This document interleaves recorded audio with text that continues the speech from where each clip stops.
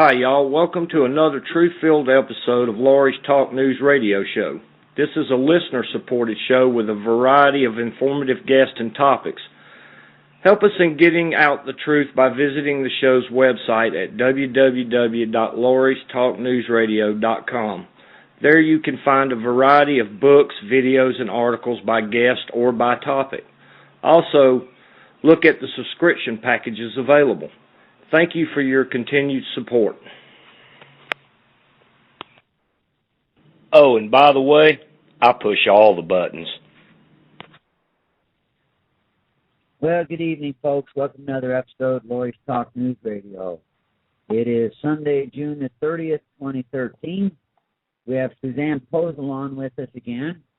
And we kind of touched on this bit last night. And for those of you that are regular listeners and follow the show live or in the archive, we've been wondering, some of the shows been getting scarce and sparse, and some of them, we had several things.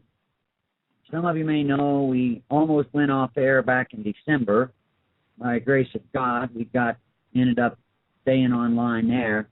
Came up pretty close here. That's why I quit scheduling guests. It stinks if you got guests scheduled out 2, 3, 4 weeks in advance, and you don't know if you're going to be able to stay on. You got to call them all up and cancel them. Anyway, that's why. And this weekend, both Ed and Susanne canceled. They both had individual things going on in their lives. Suzanne's here to join us, and she's got quite the story to tell us. Not sure what all she's going to get into. But anyhow, that's kind of why it's been kind of sparse. We got another little uplift here, a little bit of support. We'll remain nameless, and hopefully we'll be able to go on. We're scheduling back. We got some real big names coming. Greg Evenson's coming back. B.B. Kidd's coming back. L.A. Marzulli we've got scheduled. We've got a couple others, but just keep an eye out for the schedule. Anyway, so Suzanne, welcome back to the show, and thanks for joining us again. Absolutely. Hello, everyone. They're not going to answer back. Just they're all muted. But so you had some interesting things, which is why you were not on Sunday, and I'm not going to let the cat out the bag. I'm not going to let you do that and pipe in when I can't stand it anymore, like usual. Well, yeah, absolutely. And you know a lot about the subjects that I'm going to talk about that spawned out because of what happened. It was Wednesday. I was writing an article. My kids were watching Curious George on the, I have 2 screens that I work with, so the kids get to watch a cartoon on one, unless they're playing outside, and I get to work on the other. And that's how we maintain the cool in our house. Everybody's happy. We're just sitting there having a good time, and there was a violent banging on the door. And I can't stress enough that this was not a nice little, that wasn't it. It was a violent banging on the door. And some woman saying my first name like she knew me. And everyone in my neighborhood, well, we know everyone in the neighborhood. There's a lot of kids in the neighborhood. There's a neighbor who lives right out across the street from me. They're an elderly couple, and they've had a house there forever. So we all watch out for each other. If anyone goes on vacation, we watch out for the house. So there was no need for someone to be violently banging on my door. So I was very curious as to who this person was. They said that they were from DHS. Now, considering my line of work, DHS means Homeland Security to me. So I said to my husband, where's my phone? I can never find my phone. It's always near me. I just don't know where it is until it starts ringing, it's a good thing that it rings a lot, because otherwise I wouldn't know where it is. I also never know where my house keys are. It's a good thing that I work so much I don't leave the house. And I decided to call my attorney, because why is DHS outside my door? This person referred to me by my first name, not by my last name, which I found curious. I didn't open the door, and this person, after about 10 minutes of banging on my door, calling my name, telling me that they had to speak to me, finally decided to leave. And they had parked not next to my house where there's parking, but down the block where I couldn't see their car. And they left a little card at the, right outside the front door on the stoop. And it said, Child Protective Services. Now, Susan, wasn't there something, did you not say something to this woman, though, before she left? No, at this point, I did not respond. I was trying to get a hold of my attorney on the phone. Oh, okay. I have another friend. I have several friends a couple of friends who work for attorneys. I was a paralegal. I got my degree in paralegal studies. So some of my friends have gone on to become attorneys. Some of them work as paralegals, and I keep in touch with them through Facebook. So they all know if I have a legal question and I need an answer, I've got many ways to get there. If I can't get a hold of my attorney, I can ask someone else what their opinion is, because even though I have a paralegal degree, I'm not allowed to give out or assert legal advice. So I have to ask an attorney. So I have that avenue. So I'm on the phone calling people. It's 4:20 in the afternoon on a Wednesday, so most people have either packed up and left along, the coastlines and the time zones. And we get another knock at the door. The woman is back. She's got a police officer. They both begin violently banging on the door. It's the police. It's CPS. We want to come in and see the children. We have reason to believe that the children are in great danger. I said to the officer, "Who are you? Just saying that you're a police officer is not good enough." He gave me his name. I said, "What's your badge number?" He said, "Why are you asking the questions?" I said, "Because you're on my property illegally." I said, "Do you have an arrest warrant?" He said, "No." I said, "Do you have a search and seizure warrant?" He said, "No." I said, "Do you have any documentation to show me why and what your purpose is for being on my property and demanding that I open the door, demanding that I let you see my children?" The answer was no. I said, "Well, sir, I would like it if you vacate my property." I told him I was calling the police on him, which I did.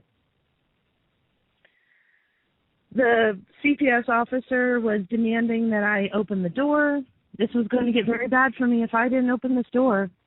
They had reason to believe my children are in danger. I said, "What proof do you have that my children are in danger?" They said they'd gotten a third-party call. I said, "Well, what third-party call? What assertion was made that would justify you violently banging on my door, disrupting and terrifying my children? By the way, you are putting my children in an uncomfortable situation which could possibly cause them to be in danger. So I want to understand why you're creating this scene." They said, "We'll talk about it as soon as I open the door." I said, "I'm not opening the door. You haven't shown me any legal justification for your being on my property, and I'd like you to leave."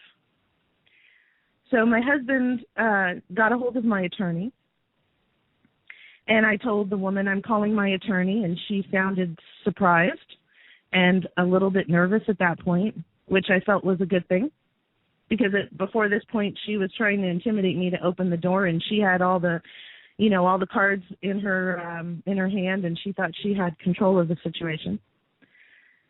And she told me that if I didn't open the door, and the police officer concurred that if I didn't open the door, this was going to go on all night. They were just going to stand there and keep banging on the door until it either fell off the hinges or I opened the door.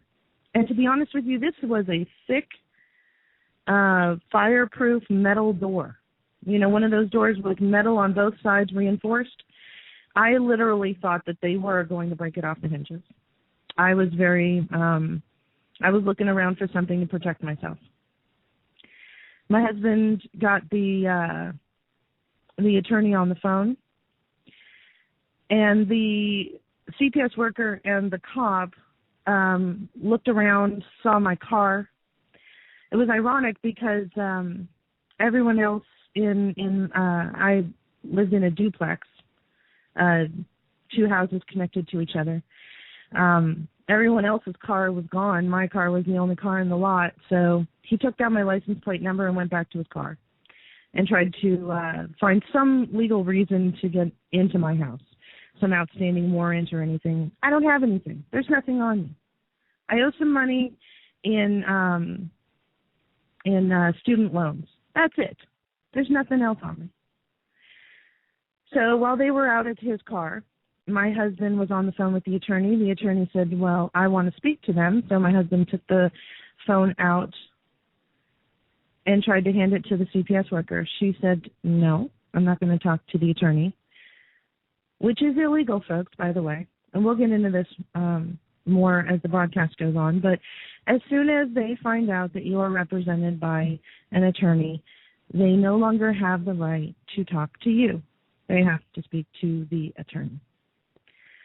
Well, Susanne, before you go any further, that's what I was getting at with, because I guess I misunderstood you the first time. I thought you'd asked about the warrant stuff the first time with a woman, then she went back, and the cop came back, and then you asked them the same thing, but it doesn't matter.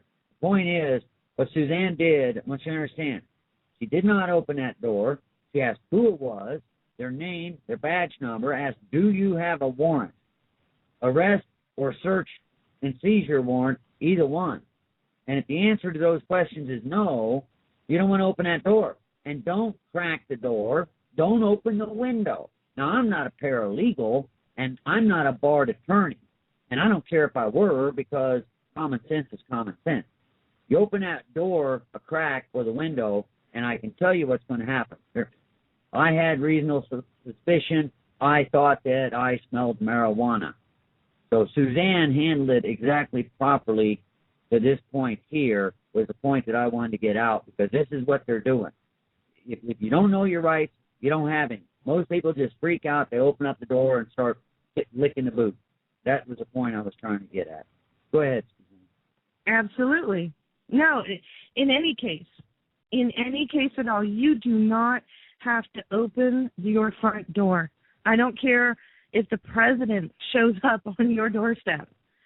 You have the right to know exactly what the charges are, and the charges would be in an arrest warrant, a search and seizure warrant, any kind of legal documentation signed by a judge, some sort of court order giving them permission and legal right to be on your property. And if they do not produce that, or like the cop said, yeah, we'll talk about it as soon as you open the door. No.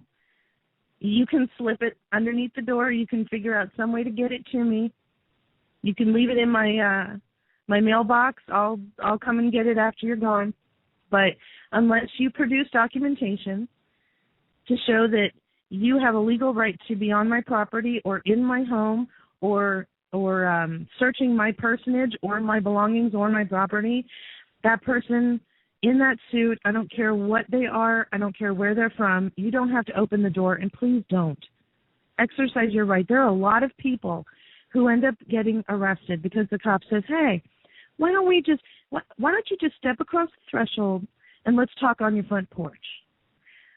That's how Brandon Raub got sent to a mental institution, because he stepped across the threshold and said, yeah, sure, I'll talk to you out on your porch. As soon as you cross that threshold, they've got you. You are now in public domain. You need to understand that. That is your right. That is absolutely real, and you can exert that anytime. Well, Susanne, before we go on, I want to do a couple things. I want to state something, then I want to read something very quickly, because it's not that long.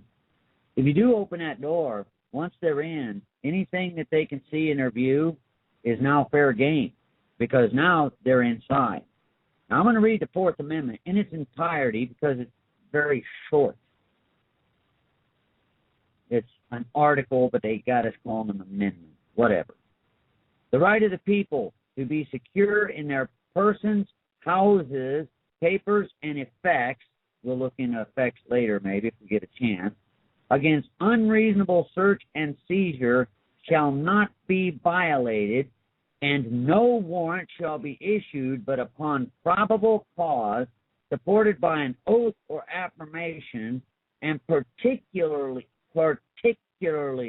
describing the place to be searched and the persons or things to be seized. They have to be very specific. Go ahead. Right. I know a lot of women like to keep their purse in their trunk. Stop that. Or in the back seat. Stop that.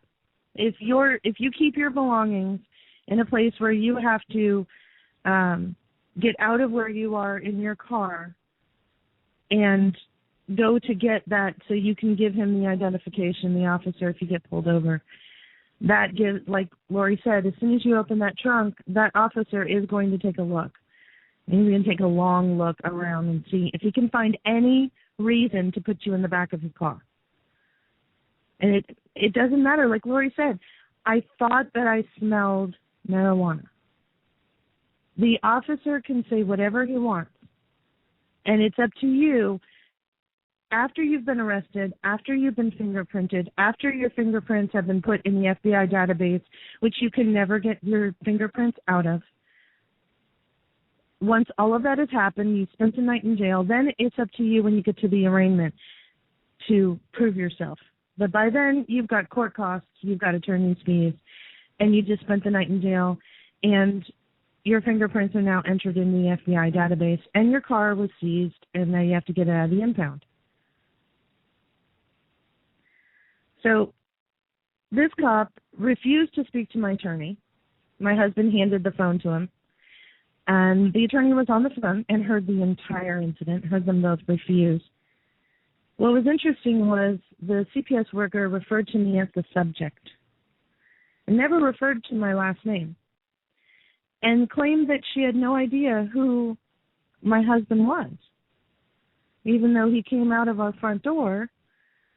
And why would a random person come up to her with a cell phone saying, "This is my attorney"? Okay, Suzanne, I know where you're going with these two and with that one. And before we go there, I want to cap on two words you use. One of them is arraignment. The other one is subject. Subject should be self-evident, okay? A king's dictatorship has subjects. There's your first clue, people. As far as the arraignment, listen up, Eric Holder. I've already had to give you an abomination a couple of legal lessons 101. Ain't seen nobody at my door yet. Down the list where I am. So I'm going to give legal advice here. When one goes to into an arraignment and they say, on the charges of yada, yada, yada, how do you plead? Don't make a pleading, because as soon as you do, you'll just acknowledge that court's jurisdiction over you. I'm not going to go any further than that. You can research that if you want. But by even entering a plea, you have acknowledged it. And whatever you do, don't ever tell a cop you understand. Word understand does not mean do you comprehend the way we use it day in and day out. That means you stand under my jurisdiction. If you don't believe that, you can go Black's Law Dictionary to find out. I just wanted to touch on those couple subjects as we go, because this is where I'm going to have to kind of pipe in and fill in. And you go, okay, I know where you're going with hubby. Go for it. You guys better listen up, because this is going to knock your socks off, people. So they finally left, and I got a hold of some people that I know. The funny thing in my line of work is I get to talk to a lot of people, not just people that become guests on my show or other people in the industry. I get to talk to everyday people that have gone through things. And I spoke to quite a few people and realized that because of what I had done, and I had every single legal right and constitutional right to do exactly what I did. And if that ever happens to you, please do exactly what I just did. What I did that day. Please do that, because that is your right. But because of what I did, regardless of why they were coming in and what they were planning on doing when they came in to look in my home and to inspect my children, they were going to come back with a signed document from a judge The court opened at 9 o'clock the next morning. My husband and I made the decision to leave our home. And we spent all night packing our things, and we left our home.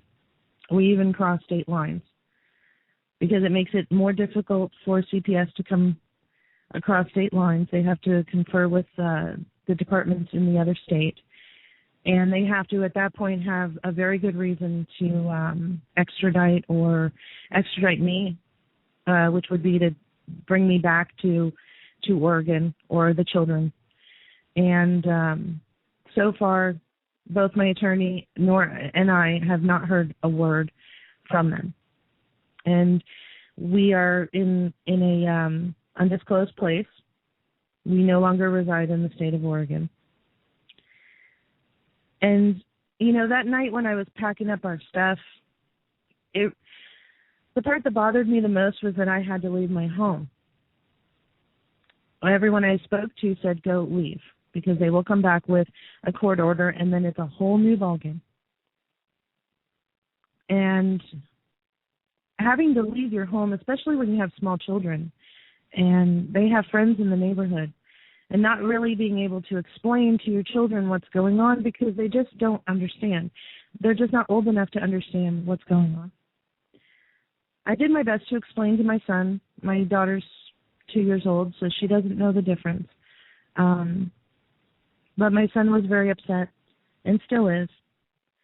And I explained to him, you know, in not graphic detail, but that CPS is a bad branch of the government, and they were going to do really bad things to him, and we can't allow them to even look at him, touch him, come anywhere near him. And talking to people that go through this, I guess it's part of human nature that you don't realize how grave a situation is until it happens to you. And I think that's a flaw in all of us. And I definitely know that now that it's a flaw in me, because even though I've written articles and spoken to people who have gone through similar or even worse situations than I went through, who participated in the system thinking that they could somehow convince these people to not do what they were planning on doing. As soon as CPS gets a hold of your kids, one of my friends referred to it as child pedophilia services. My children would have been vaccinated. I do not vaccinate. My son has horrible febrile seizures if he's vaccinated. I homeschool my children. That's a big no-no to CPS.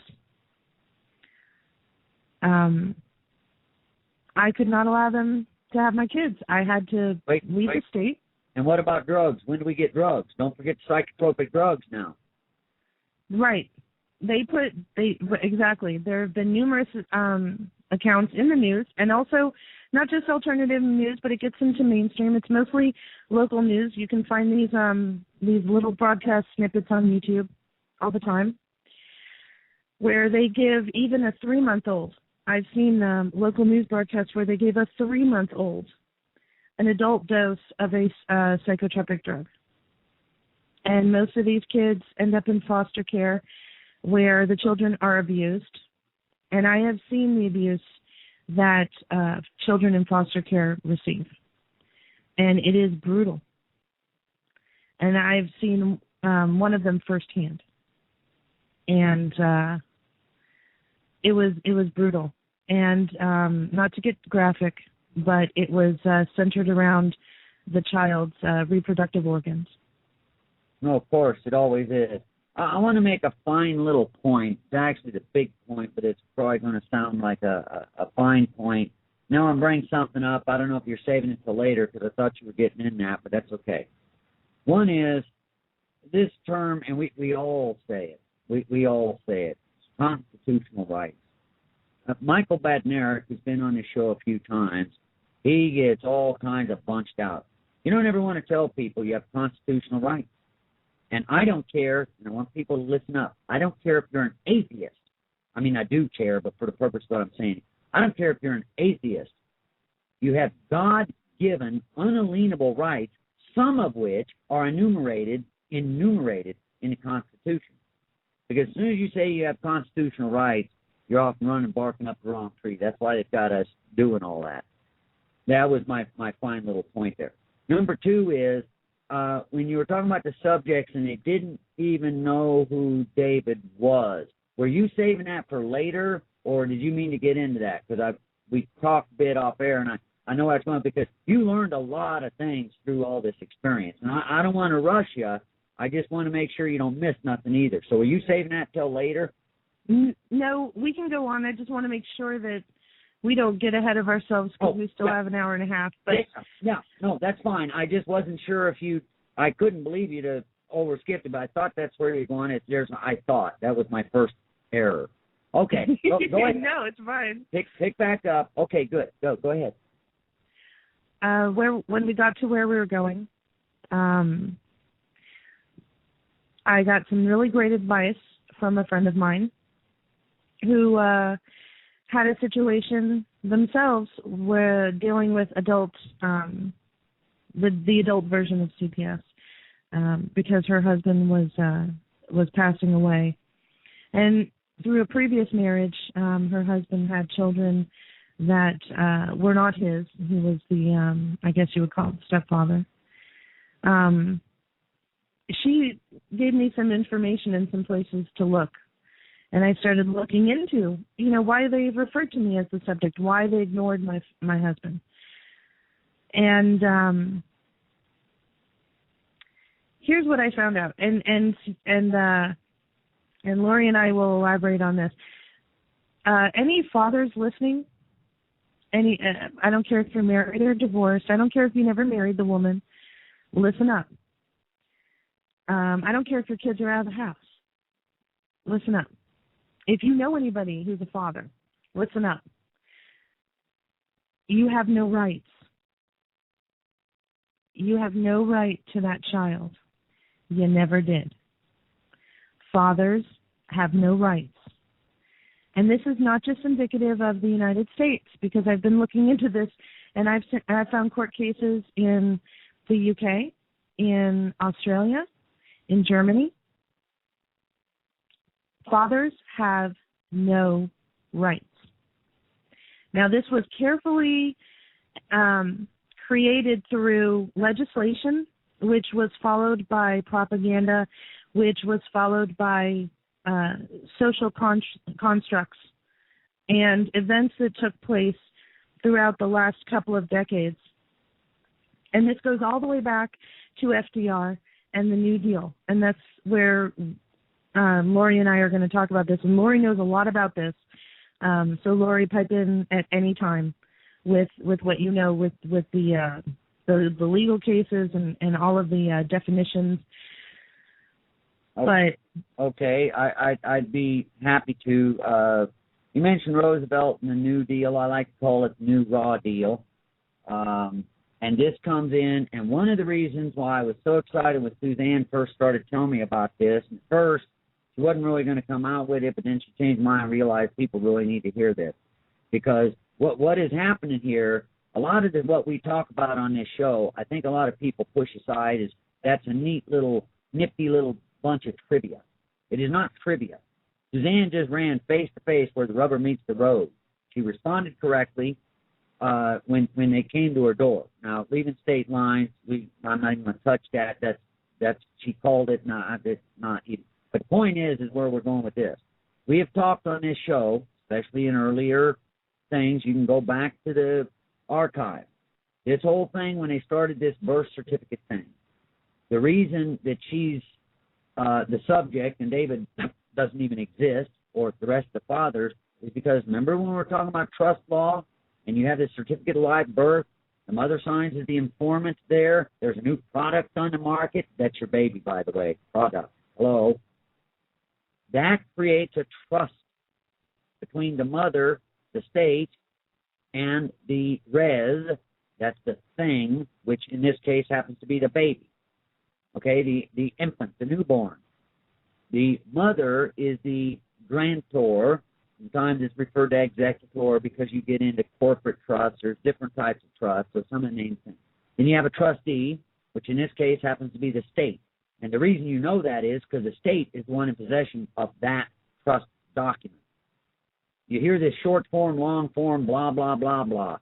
And that's kind of close, but that's to mislead people down the wrong money trail. Certificate of live birth and birth certificate. Two different things. We'll get to that here in a moment.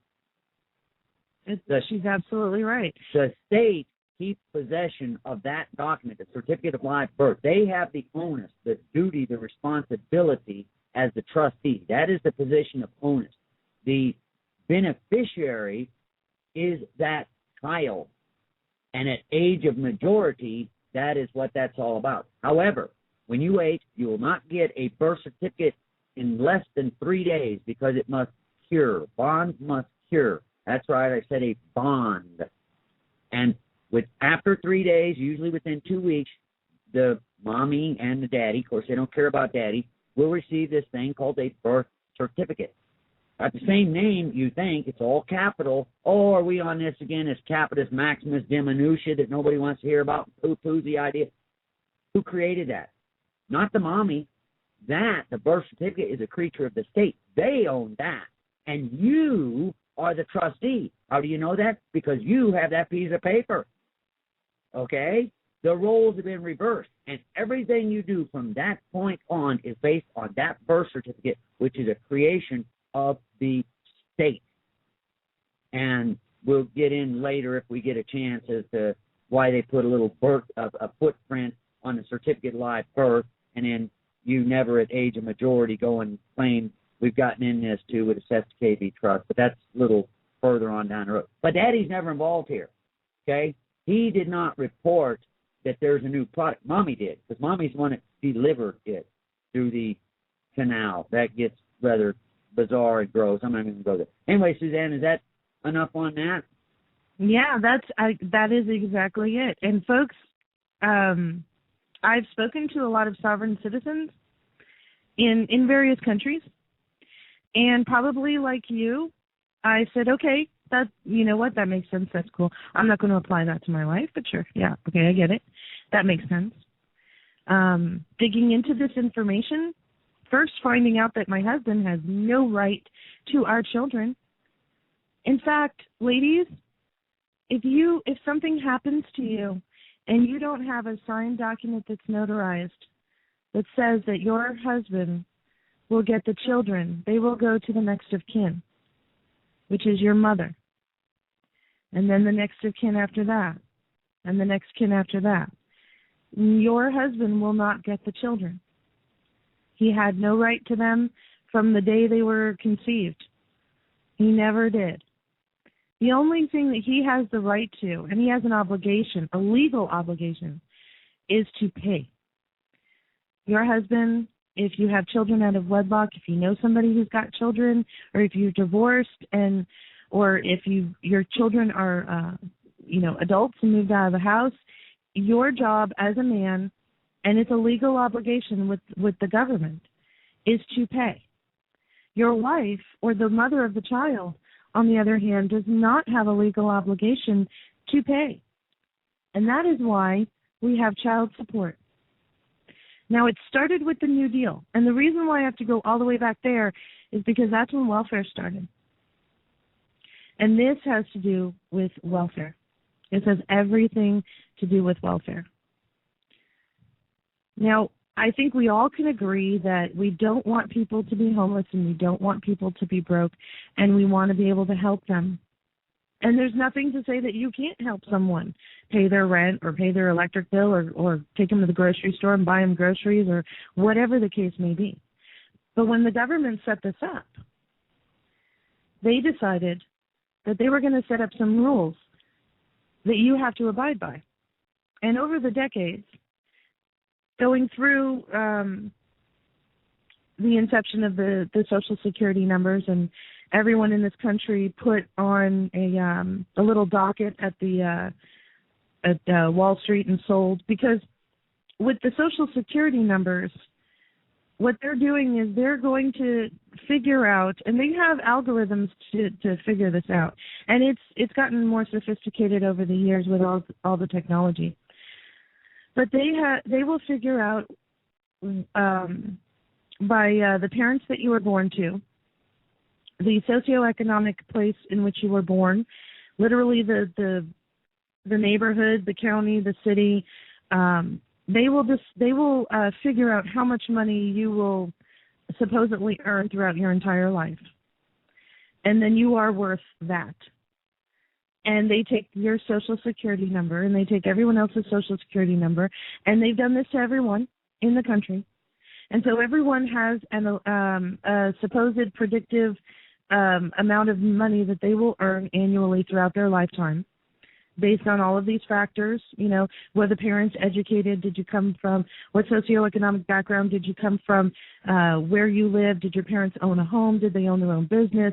How many cars did they have? How much money they have in their bank account? What kind of schooling you had? Whether it was public or private? What opportunities you had for college? What college did you go to? All of that is factored in. And so the country's worth is based on the backs of every single person of these predictive algorithms that are created and then traded on the stock market. And Suzanne, I want to pipe in here too. I mentioned earlier that it is on bond paper. The birth certificate you get, look at it. If anybody knows what bond paper is, a thick paper, it's usually got a high cotton fiber content, and it's bordered all the way around. Go look at your birth certificate. That's what it is, folks. And you could look the value of that up based on that number on Fidelity. You can probably still find a YouTube shows you how to do it. Unfortunately, people were doing that, and they nixed it, so there's other ways you got to do. You can go to Dun & Bradstreet, all that kind of stuff. But these are bought, sold, and traded on the open market. And if you ever did get your hands on your certificate of live birth, you find stamps on the back of it. You can find pictures of it online. And then there was one other thing that you said. We were back with the raw deal. Oh, yes, with this here, the value. One of the reasons for those of you that may have followed D-Day when she was before, and she was talking about with all this national debt that everybody thinks, oh, this is just terrible, oh, blah, blah, blah, which it is in one sense. What do you think was used for the collateral? Again, if you listen to the older shows, you know. When Roosevelt did this, he collateralized us, we the people. And as Suzanne was just talking about, the value, they borrow against that. The point is, we are surety. For those of you who may not be familiar with that kind of thing, it's like a cosigner on a loan. We, the people, are the surety for that debt. That debt money, some 95% of it, depending on who you want to get with estimates, is owed to we, the people. Okay? Because we're the cosigners through this surety. That's what they call it. You can look it up, surety. Anyhow, I wanted to get that part out there anyway. No, that's very important, because what Lorrie was saying earlier about the agreement between the mother and the state with the product of the marriage or the product of the sexual union between the man and the woman, which is the child. Well, that's not certificate, though. That's I'm sorry, the marriage certificate. The marriage license. Right, the marriage certificate, right. And, folks, I'll give you a little clue. I actually had a run-in. My husband and I decided that we didn't need a marriage certificate, but we did want to have the ceremony and exchange the rings and have all of our friends and family around. And my daughter was about 3 weeks old, and we got a letter in the mail from the Department of Human Services asking if my husband resided in the home, whether or not he contributed to the bills, whether or not he was the head of household, how long he had been living there. A huge questionnaire that I did not fill out because, folks, just because someone sends you something in the mail does not mean you have to respond, okay? You don't. It may make your blood pressure rise. It may make your heart jump in your throat. I promise you, you don't have to respond, okay? Well, Suzanne, I got to stop you there because I would differ with that particular one. Depending on who and what it is, you do need to respond because some of these are offers. And that's what a lot of these are. We get into this with adhesion contracts and all, which is what basically our whole life's based on. If you need to respond and say, that it's rejected or something like that. For example, you get something from IRS, you really do need to respond. You can ask them questions, how do you allege that I owe this, why, so on and so forth. But certain things, because, for example, and I've used this as an example, and I do it intentionally absurd so people get the point. There's a thing out there called claim of right. And I'm going to use this example, I'm going to use you. If I send you a notice that says, Susanne Posel, I hereby claim the right to be able to punch you in the nose upon sight. And Susanne goes, that's the funniest, most ridiculous thing I've heard, and wads it up and throws it in trash. 21 days later, I send another claim of right, second notice. Susanne Posel, I sent you this notice claiming my right to punch you in the nose. It was unrebutted, and I'm reasserting this claim of right. And you giggle, maybe you grind your teeth, you wad it up, and you throw it in the waste paper basket. The third time I do that, I can actually get a summary judgment on you. And although it'd be interesting in a court of law, theoretically, we'll leave it at that, I could come up first time I saw you punch in the nose and get away with it because I claimed the right and you did not refute that. And a presumption stands, an assertion stands if it's not rebutted. So I do have to caution about that part of it. Well, that's a good point. And explain to the audience what a notice is. Because a lot of people don't understand how they use the word notice. Well, a notice is really just kind of that. You're putting somebody on notice. I mean, it's very broad. You can notice people about just about everything. Either you're noticing them on a claim of right. You can notice them on a claim of an assertion of a foreclosure or a money owed. I mean, you can notice somebody on anybody, but it has a legal ramification. You're putting them on notice. And one of the things, kind of joke, when you mentioned earlier about these sovereign citizens, you'll find people will turn around. There's one of them, I can't remember, Menard in Canada. He just loves it. He plays games kind of like D-Day does with IRS. She just gets off on the fight. I don't get it, but I'm glad she's out there. He turns around and he'll notice your notice. Yes, I've noticed your notice and I reject your notice, and this is my notice that I reject your notice, and sends it back. I mean, this is the kind of game that goes, and it sounds absolutely silly, but the point is he responded to that and he refuted their notice. So I hope that answered your question or what you were looking for. Right, but because there's a difference between your legal name and your lawful name. When a cop walks up to you and says, "What's your name?" you should ask them, "Well, are you asking my legal name or my lawful name?" Well, if you want to have real fun, you can tell them, you can call me master. And there's people that have done that. And they don't like it, but they'll call you master. Well, they'll either call you master or they may crack you up the head. This is the problem with letting this stuff go as far as it's gone, because now there's people, they're saying, "Oh, you're one of them," and they call, I mean, you start talking Constitution, and a lot of these guys will call backup just because you mention it, because they've been trained, a lot of them, that you are dangerous or a potential terrorist because you mentioned the Constitution, which is absurd. Every one of them, except the private ones, that's a whole nother bailiwick that Suzanne's gotten into, swear or affirm an oath or an affirmation to uphold that document against all enemies, foreign and domestic fellows,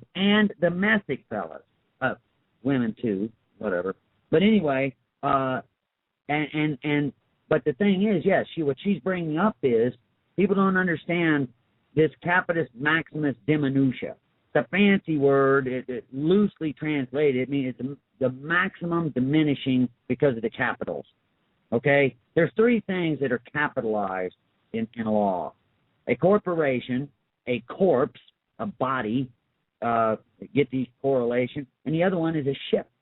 Air, sea, doesn't matter. They're all capital letters, okay? It's a legal fiction. And so what Suzanne is saying, and we are taught, and D-Day keeps getting into this about with these inferior Roman trusts and all that. If you want more on that, go listen to her. She was on every other Friday. She delved really a bunch into this. There's three basic ones. You have all lowercase letters. Lorrie, lowercase, colon, or of the family of, or of the clan of Berkebile, for example, okay? That is my legal flesh and blood entity. Then you have this inferior Roman trust, which is the upper lowercase that we're taught as little children to write and spell our names as. And then you have this corporate fiction, this Capitis Maximus Diminutia, that is this corporation that was created off the certificate of live birth, but then became a birth certificate, the creature of the state, and that's what you've been parading around your whole life. And so when they call you and they ask you what Susanne says, what's your name? You know, and another one I'll tell you is real. Let's make sure I get this right. In propria persona. Now, you got to watch saying it because that means in proper persona. And if you know what you're talking about, they'll usually back off. If you don't, they're going to back you up against the wall. That's one of the problems with this. People are looking for a magic bullet. But you have to actually understand this wherever you decide to take it because they're trained at these little loopholes. But the point is, yes, who are you asking for? It's just like a driver's license, and we've got in this on this show. People get all bunched up. Driver's license. Go look up your state regs. I'll guarantee you it's going to say in your DMV code that if you drive, you must have a driver's license. Okay, if you drive, you got to have a driver's license. Wait a minute. Let's go look at the definition. See, that's where they hide these little things. You have to go look at the definition. The term drive or driver is a commercial term, like what Walt said he's done on this show before, like I did when I was driving the school bus. That is a commercial term. That requires a license. But they've got us fooled, just like they do with driver's license or marriage licenses, to think that everybody's got to get one because we hop in our conveyance. Don't call it an automobile and a vehicle and all this. It's a conveyance. That's what Supreme Court's referred to it as.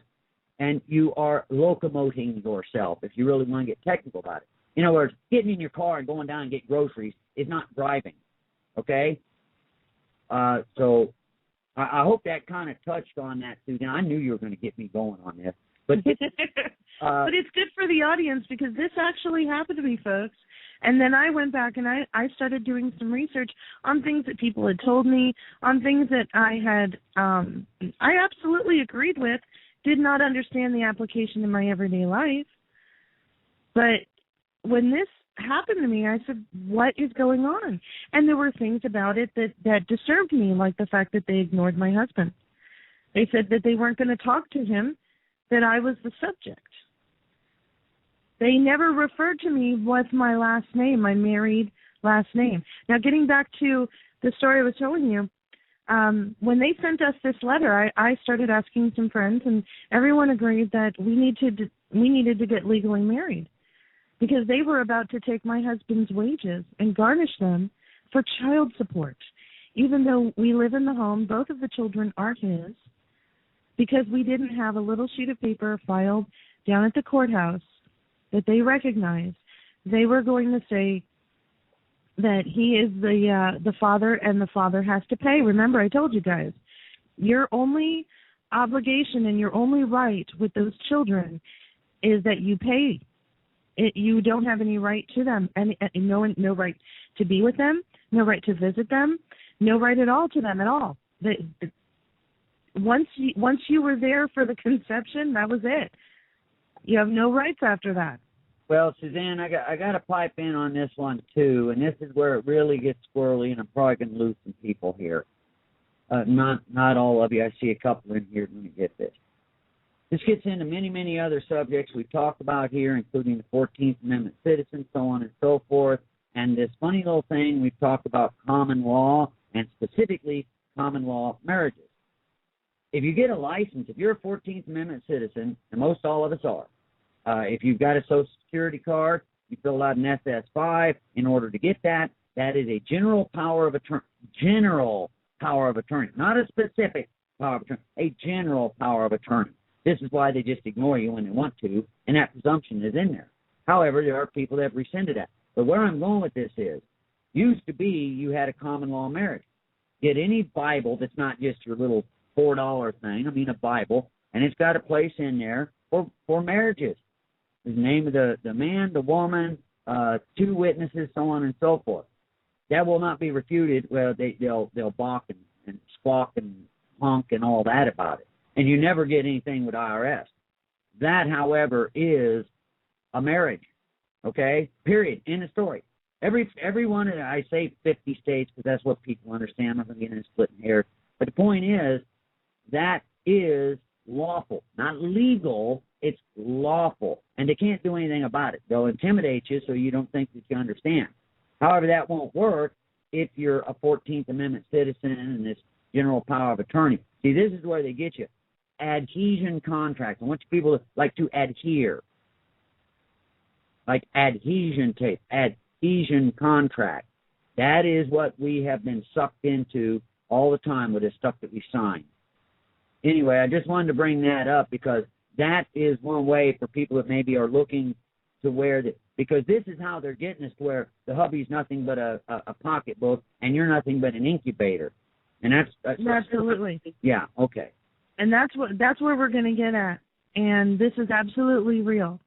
I've spoken with a lot of people who've done a lot of research. I've seen the research. I've done my own research. And this was shocking to me. This was shocking to my husband. In fact, when we went online to look at documents that I have to fill out a document that if something happens to me where the children are no longer in my care, that my husband has the right to get them, and that they don't get shipped off to my mother or next of kin if my mother's not able to care for them, and on and so forth. One of the documents that we have found while we were looking for templates was a document, it's a living will actually, out of the state of California, and it's on their government website as a template that you can download. And what was interesting is when you got to the part on the 4th page, down toward the bottom, where it talks about this, it assumes that the father has no rights. It's written right in the language. All you have to do is read it. And we get into these things where we just click on it and say, I agree with the terms of service, or we just put our name down. Here, sign this. Yeah, we go ahead and sign it. We don't read documents anymore. And right there on the 4th page of this 5-page document, coming off of the government website for the state of California, it assumes that if something happens to the mother, the father is not the next of kin. And guess what? You're not, folks. Fathers, men, you have no right to your children. Now, let's jump back into the 1970s, and let's talk about the women's liberation, which the women's liberation and the civil rights movement was a really,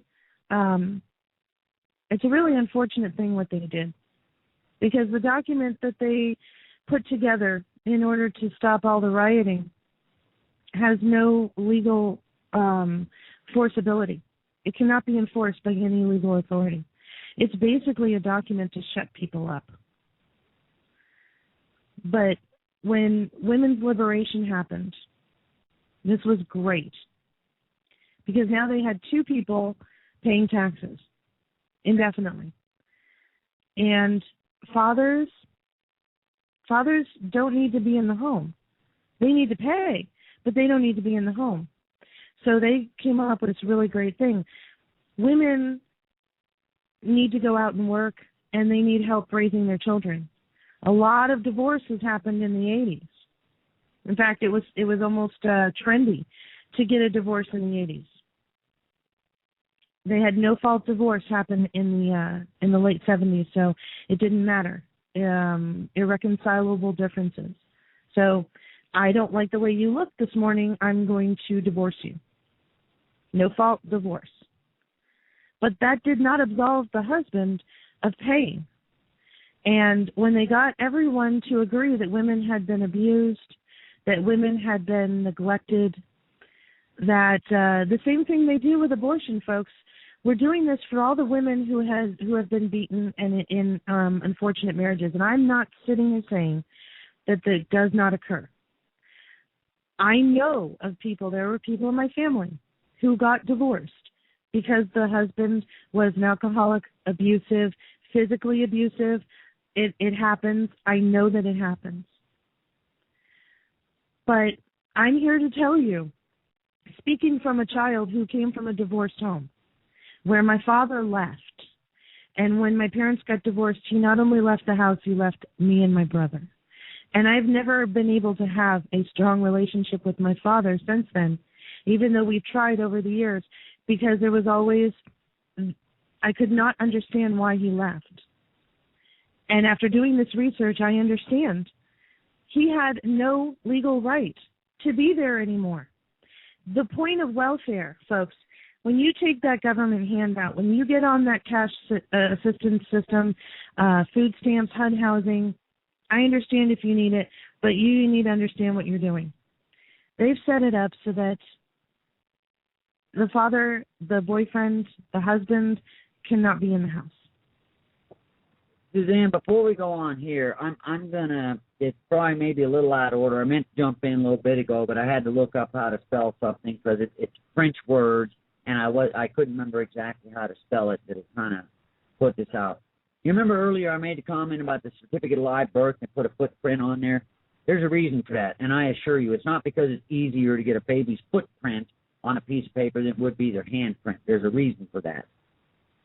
And this is going to sound bizarre when I tell people this, but look into it, and I'm going to put the French name down here. I'm going to give you a little history. It's been discussed in previous shows, most notably again with D-Day, because it's kind of her forte.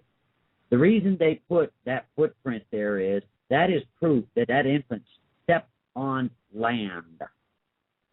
And this is very significant because when one reads the Constitution, one finds this term, it shall be the supreme law of the land. It does not apply on water. It does not apply in the air. It applies on land. Now, I'm going to put a word in here. It's actually three words, three French words, if I can get it to paste.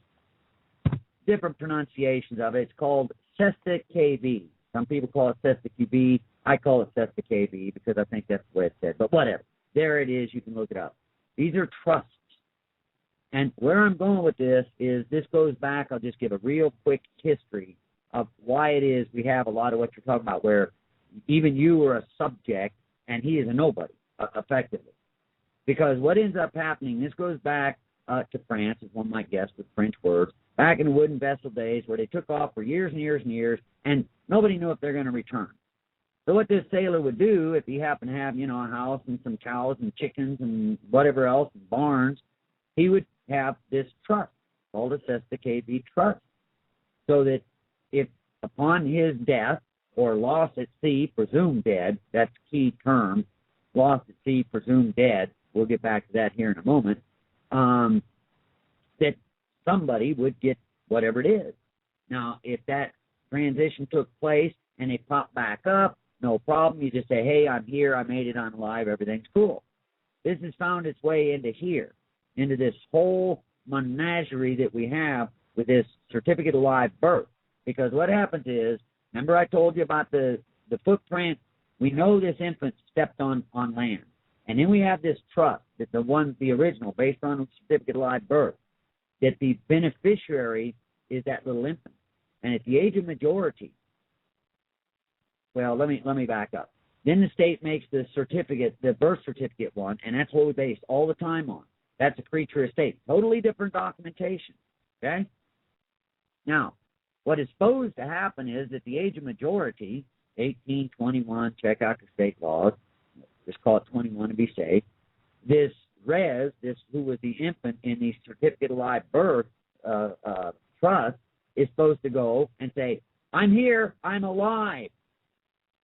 Nobody does that. So the law of presumption is that you are lost at sea because we know you came here, we have your footprint. And we've never seen nor heard from you ever since. And so you are lost at sea, presumed dead. You have no legal standing. This is why judges tell people repeatedly, you have no standing. That's what they're telling you. And some judges don't even know this. I mean, when you start getting into it, it's amazing how many judges actually don't know this. It's kind of like the cop. When they ask you, you ask them, am I under arrest? No, you're being detained. And if you ask a cop, wait a minute, I asked if I was under arrest and you tell me I'm being detained, why did you switch it? Most of them can't answer that. And there's a reason for that. Because detained is what you do to a vessel. That is a maritime term. It's kind of the same to us as arrest, but that means you're being detained. We're going to board you and we're going to check out your cargo hold. As bizarre as that sounds, folks, Go look in this STKB Trust. Go see what it is, STKB Trust Act of 1666. Look in these things. Go back to D-Day. She got into this in nth degree, very elaborate. But this is why. You have no legal standing. They presume you're dead, and you've never challenged that. And I don't mean you, Suzanne. I mean most of us never have, because we don't even know if this is going on. And this is why we have this. So I wanted to get into that. I know it's maybe kind of a little off tangent, but maybe that's a little piece of the puzzle is why you can understand why it's like you've said nothing, you've done nothing. It's because of this right here. Well, absolutely. Because when you go into a courtroom, you are a third party injured because of that straw man that they created. And if you go in as such, you're not acknowledging that what they're accusing the straw man of is you. They're not talking about you. They're talking about the straw man, the all capitals. They're not talking about you.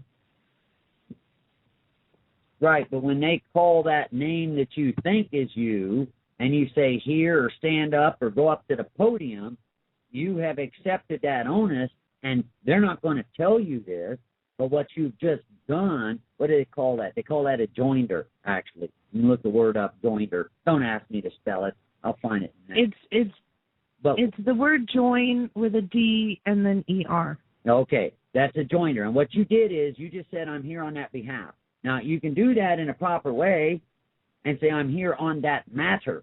But when you do it the way that people normally do, go up there, you're acting as the trustee. They're not going to tell you that. The trustee of the birth certificate, the state-created birth certificate, of which you are the trustee. And so you're there with the onus, because you are the one that has the responsibility, and that trust is a trustee. Okay, it's a reverse trust is what it is. It's a chronic breach of trust is what it is, but that's another matter altogether. But do you understand? I mean, you're familiar with this term joinder then from your training, and you know what I'm saying. I do. If I didn't explain that properly, maybe you could elaborate a little for us. No, you did absolutely fine. No. And folks, go get a Black's Law dictionary. Seriously. Or every time you have a term that you don't understand, they use words that we use every single day, but they have a different definition for them. And you should have a Black's Law dictionary, because that way you can understand what they're saying to you. Okay, you shouldn't have said that. Now you just bought another 5-minute spiel here. Folks are going to love this. Now, there's other ones. There's Valentine's, but Black's is the one a lot of us use, and the older the better, believe it or not. But the older the better. There's reasons for that. You get into, anyway, older's better. When some of the words, I already used the word understand. It doesn't mean do you comprehend. They're asking, do you stand under my jurisdiction? If you tell a cop yes, you better do what they tell you to. But here's one you guys are going to love. If you look up the word apply, it means to beg. I'm not even kidding you, folks. If you register, that means to abandon. So let me hallucinate here for you people. If you go down with your truck or your car, your automobile, and you apply to register, what do? You just beg to be able to abandon it. They don't tell you this. You go in there, you beg to abandon, you give them your $200, whatever it is. They go stampy, give you back the paper and say you're good to go. What you just did is you abandon your vehicle. It's now theirs. That's why you have to pay taxes on it. That's why you have to have it pay this vehicle registration, because they're loaning you back. Well, not back, because you just gave it to them, their vehicle. And it's the same thing when you go to take your children to school. And I'm not even kidding you, people. You go there, you fill out an application to register them, and that's what they call it, register. You just abandon your children. And people can snicker and giggle all they want. Get a Black's Law dictionary. I have a 1933 one. You can find these terms in. This is what these people use, not what we think it means. We just lost somebody. I hope because it's probably getting a bit weird. And this is why they have lockdown and you can't get to your children. This is why they're turning around vaccinating them and giving them a sterilization and abortions without their knowledge, because they own them. Yeah, this is why they're conducting searches of your children's backpacks and purses and personal belongings, not what's kept in their locker. As long as they're not using property of the school, you would assume that it's private and they would have to ask for permission. But when your child's on the property of the school and the school is public property, it belongs to the government, then everything is up for grabs, including your child's personal belongings, in their own purse or their own private book bag. And they will accuse you and force you to allow them to search and seize whatever they want out of it. And this happens all the time. This happened when I was in high school.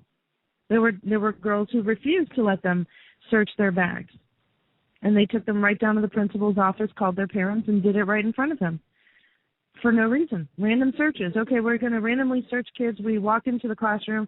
We're going to pull their backpacks and their purses or whatever they brought with them and search it because we're doing a random search for whatever. If you're on their property, you are property. Whatever you have is property. Nothing belongs to you. Okay, so Susanne, since we've been talking about kind of revamping this show and it goes on, because look, I'll keep going. You want to take a couple of minute break and stretch or have a peanut butter sandwich or anything? Yeah, we can take a break for a minute, sure. Okay, I'm just going to start trying this because I know most shows do. I get so engrossed in it, I just lose track of time, and I'm a camel, I guess, or whatever. But we're going to start trying to have this, and I guess for right now I'll pick out a wonderful song.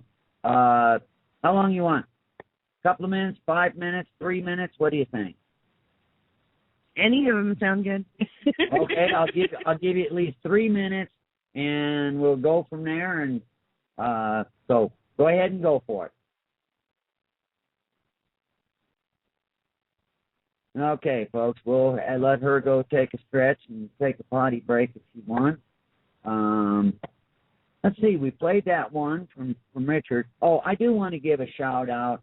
I don't mean to mention your names, but I'll have to embarrass you. That little intro we had at the beginning, after the usual mental health hotline, very, very sweet, very dear friends of mine, NJ and Jan, both work, and Richard, that's NJ's hubby. I hope I'm not in trouble. I don't think I am. They've been very, very sweet to try to help because they want to keep this show on the air. They see a value in it. Anyway, I guess since she's going to be gone for a bit, I'm going to play an old ad that Dennis Schulke did about some services that we have here as far as web building. And if she's not back by then, I'll pick out a neat little song. So sit back, take a break, go, whatever. Would you like to advertise with us on the show or feature your company or product or promote that new book or video in our new releases and featured products? We have very reasonable rates now in our startup mode, so get locked in now and help us grow as we help you grow before the ad slots and the show jingles get ridiculously costly as competition drives prices up with other established medias. Right now we have minimal overhead. With the growth we're experiencing, that may have to change and soon, and you know what that means. You can find the details and prices on the site at lorriestalknewsradio.com on the advertisement page, but basically we have 4 show time slots: an intro, a mid-show break, an outro, and a floater that can run anywhere from 30 seconds to a minute and 3 to 5 minutes, and check out what we have that will meet your needs. Send us your own jingle or let us know what you'd like, and we'll make one for you. There's also the new releases and featured products on the site that is prominently displayed on every page, including half and full row ads. We can also embed sound clips or even video if you need, and can set up full pages if you need too. You can go by the month, or you can get a better price for the year if you prefer. Maybe you'd like to have your own website and don't know how, or don't have the time to put into it. We can do that as well, including web hosting if you need. We have packages ranging from basic one-time setups if you need just a basic site for an internet presence, to ongoing fast-paced, high-turnover sites that sell multiple unique items that need new pictures and descriptions regularly, and just about everything in between. There's even a website being built besides this one that you can watch being built, but hey, it's someone else's, so it's being built the way they want it and not the way we do it. You can find details on the website building hosting page. We've tried to offer a wide range of packages to meet your needs, but sometimes those needs can be very specific.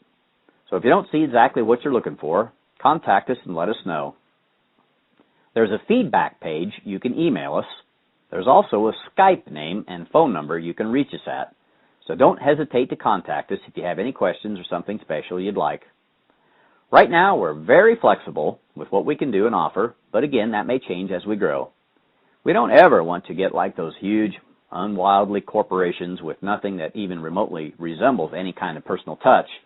But as things pick up and we take on more and more, it may get increasingly difficult to make deals. So again, get on the ground floor and help us grow as we help you grow.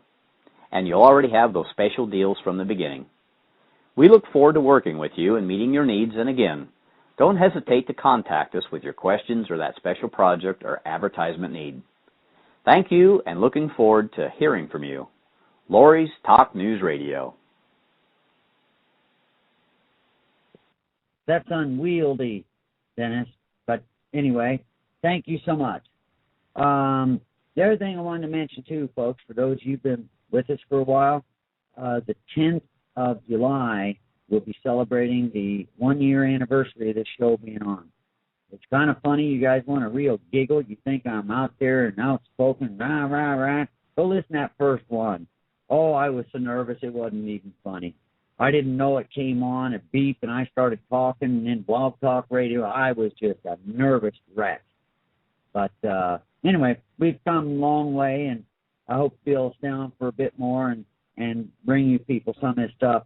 Now, one of the things nice about this, well, it's bad, but it's also nice to learn, is that with Susanne. Susanne, are you back? I'm here. Okay, because I don't want to put words in your mouth. I think with this, what went on with you, a lot of this was kind of, yeah, that's a nice, neat bunch of theory, but with what's happened to you, you realize this is where the rubber meets the road. This stuff is real. This is how they're doing it. There's a lot more than what we've covered tonight. I mean, it's kind of proverbial tip of the iceberg because it's a deep bunny hole or rabbit hole, whatever we want to call it.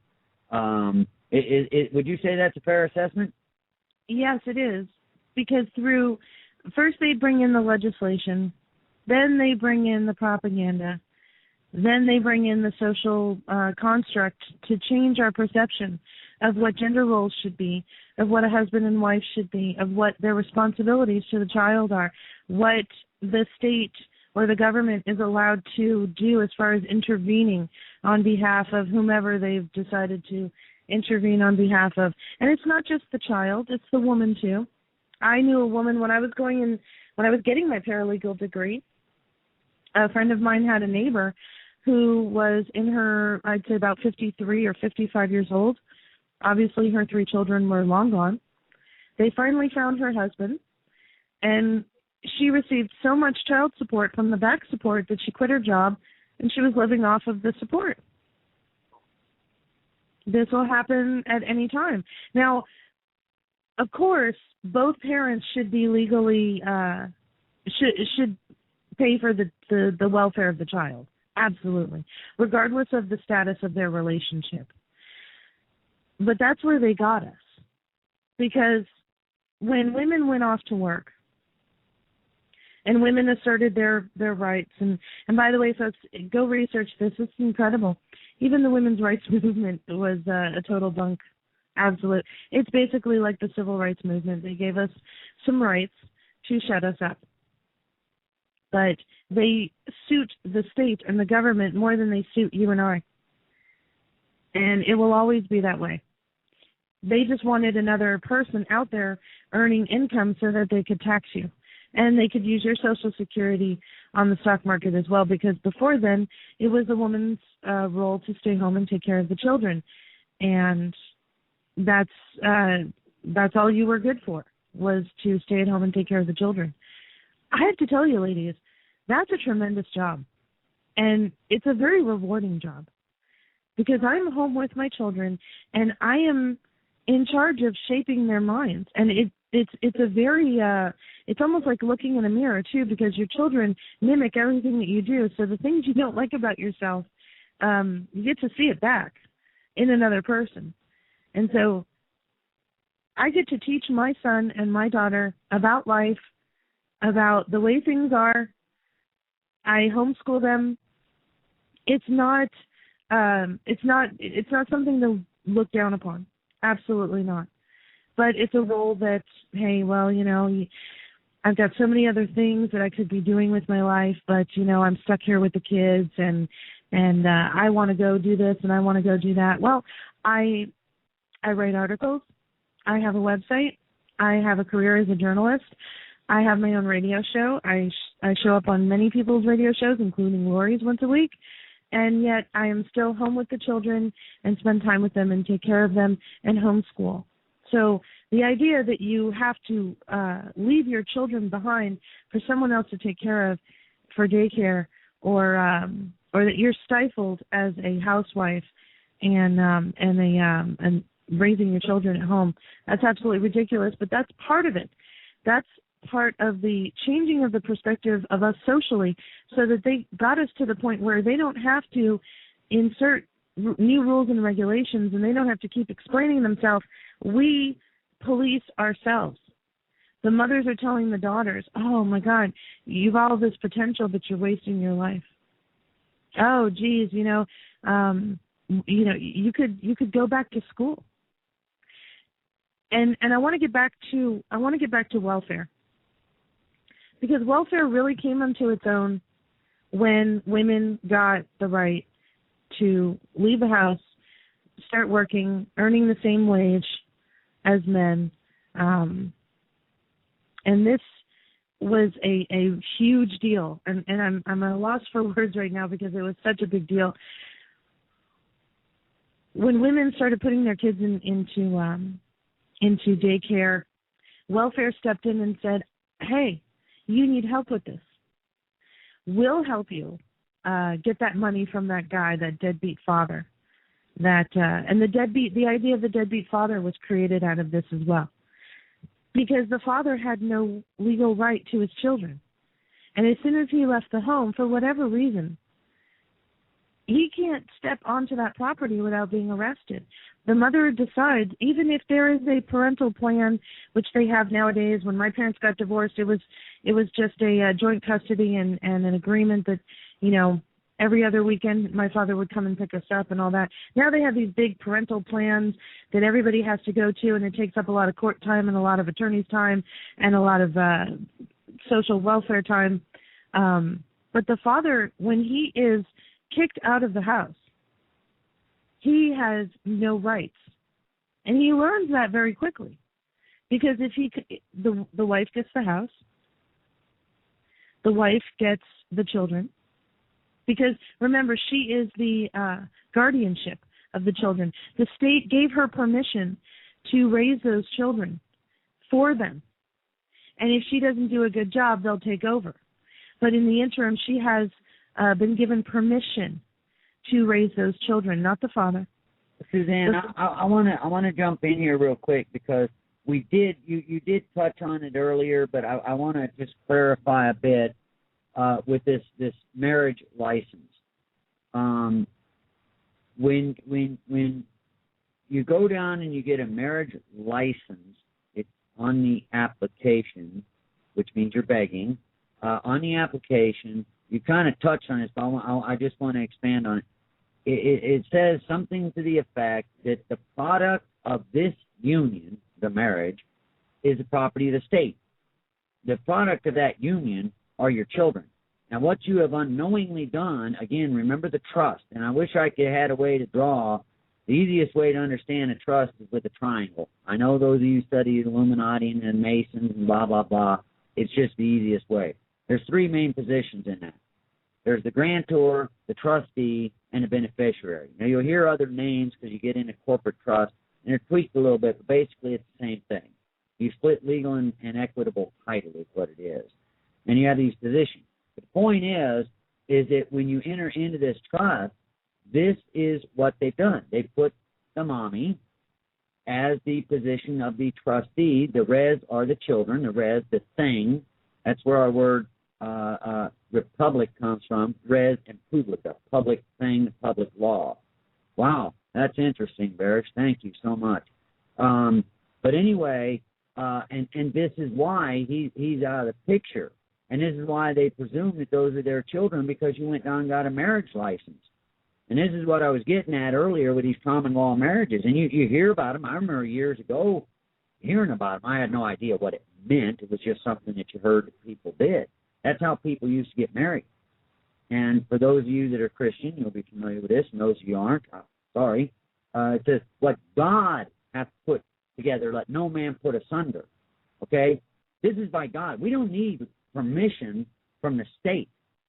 And when I say state, I mean the city, the county, the state of, or the federal government. We don't need permission to get married. But when we go ask them for it, they'll grant it to us. It's got strings attached. You can bet your bippy. But I just wanted to elaborate on that's what's happening. And this is how, like Suzanne's talking about, they presume to have this control and this authority over there. And since it's a three-way contract there between the man, the woman, that's apparently changing to whatever, ain't going there, the man, the woman, and the state. And so they have an input on this. And they're saying, oh, deadbeat dad, you're going to pay for this. Okay, so that's how they get in there. There's many, many ways, but I just wanted to clarify that one little point. And the father is presumed a deadbeat. That's where we got this idea. Fathers love their children. And fathers want to be with their children. And fathers absolutely want to help financially support their children. But we've gotten into a situation where the state will make the father homeless, will throw him in jail, even if the husband remarries and has children with the new wife. He's still obligated, even if it cuts into the idea is that when you first look into this, you'll see that the idea first appears to be where the children that is in his care now are given preferential treatment over the children that were in his care from a previous relationship or a previous marriage, but that's not the case. The state will take their money and make the father homeless, garnish his wages to the point where he can't support his current family, because it's fortuitous for the state. It used to be, and when my parents got divorced, it was that the parents could pay each other child support. And if the father did not pay that child support, that was court ordered, the mother could then go to the state and they would garnish the wages. Now they are garnished immediately. And if you pay the mother directly, that doesn't count. The state is still going to garnish your wages as if you never made a payment. And the only person who can control that is the woman. She has to sign a document or write up a document and file it with the state, letting them know that she is receiving payments directly from the father in order to get the state to stop garnishing his wages. Most situations when you're not with any person that you have the child with, it's very tumultuous, and very rarely is it amicable. Let me guess, Suzanne, that paper you're talking about, it's called a petition? Yes. Yes, a petition. And only the mother can do it. The father cannot petition the court and say, hey, I've been paying my ex-wife directly $400 or $500 a month, and you're still garnishing my wages. The court will not recognize it if the father brings that to the courts, or to Child Protective Services or to Child Support Services. Right. They will ignore it from the father. Right. But the point I was trying to make, even with the mother, it's a petition, which is not quite an application, but it's asking permission. It was the point that I was making. It's not a writ. No, it's not. It's a petition, and that's the point I was trying to make. I'm hoping that with my little interruptions here that people are getting the idea of how snarled up this mess is and what they think of us. And they've done this to destroy the family. I hear about this all the time, and I talk about it too. You know, the destruction of the family. This is the destruction of the family. And the cause, the creation out of it are many children have no relationship with their parents or their estranged father, I being one of them. Because I never understood until recently that it wasn't that my father didn't want to be around. He was not going to allow himself to get arrested to come and see me. And that's what would have been the case. My mother always had the right to arrest him, to have him arrested for whatever reason whatsoever. The mother, and it gets even worse if you're on welfare. It gets even worse because you cannot, welfare states that you cannot have your boyfriend or your significant other in the home. They will not allow you to have the benefits. But if you don't take the benefits, then you're endangering the child, and CPS is going to come and knock on your door. I know this one. I know this. This is damned if you do and damned if you don't. I've heard of this. I've heard such things. Yeah.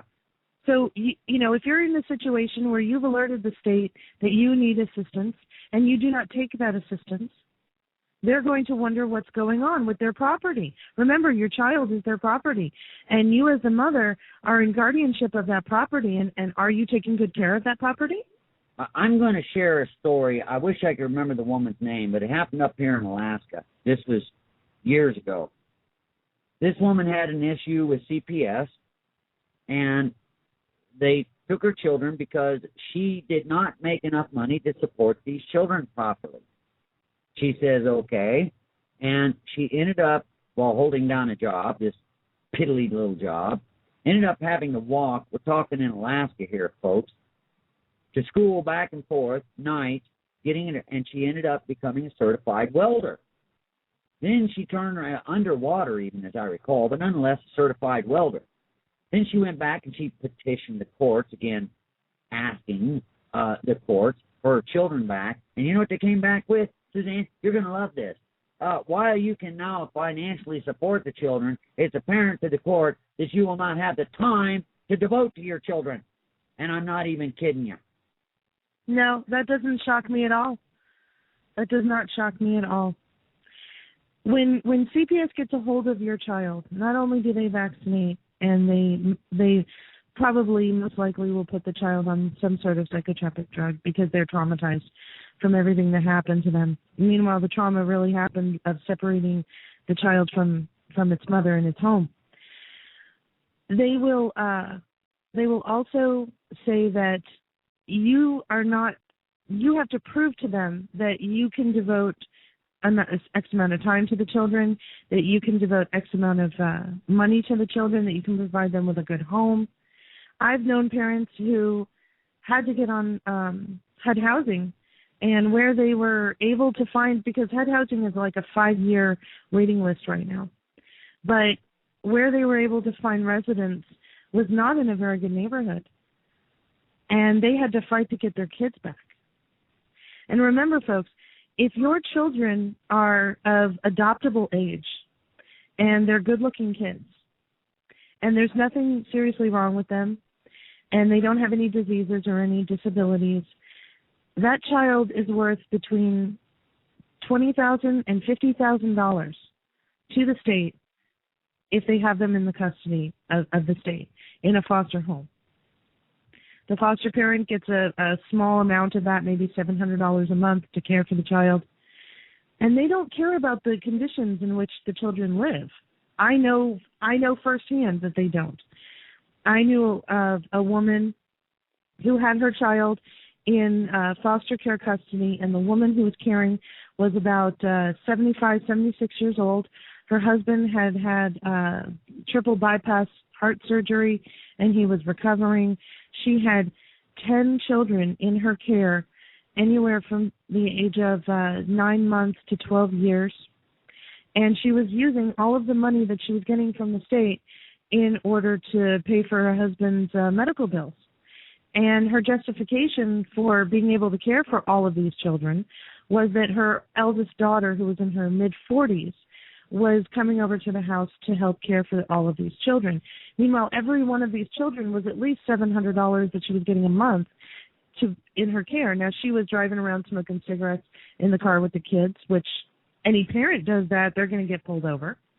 One of the children had extreme abuse, and that was what I was mentioning earlier in the broadcast, around the genital region, and I'm the abuse was absolutely egregious. What I saw of the child was horrible. I can't even describe it.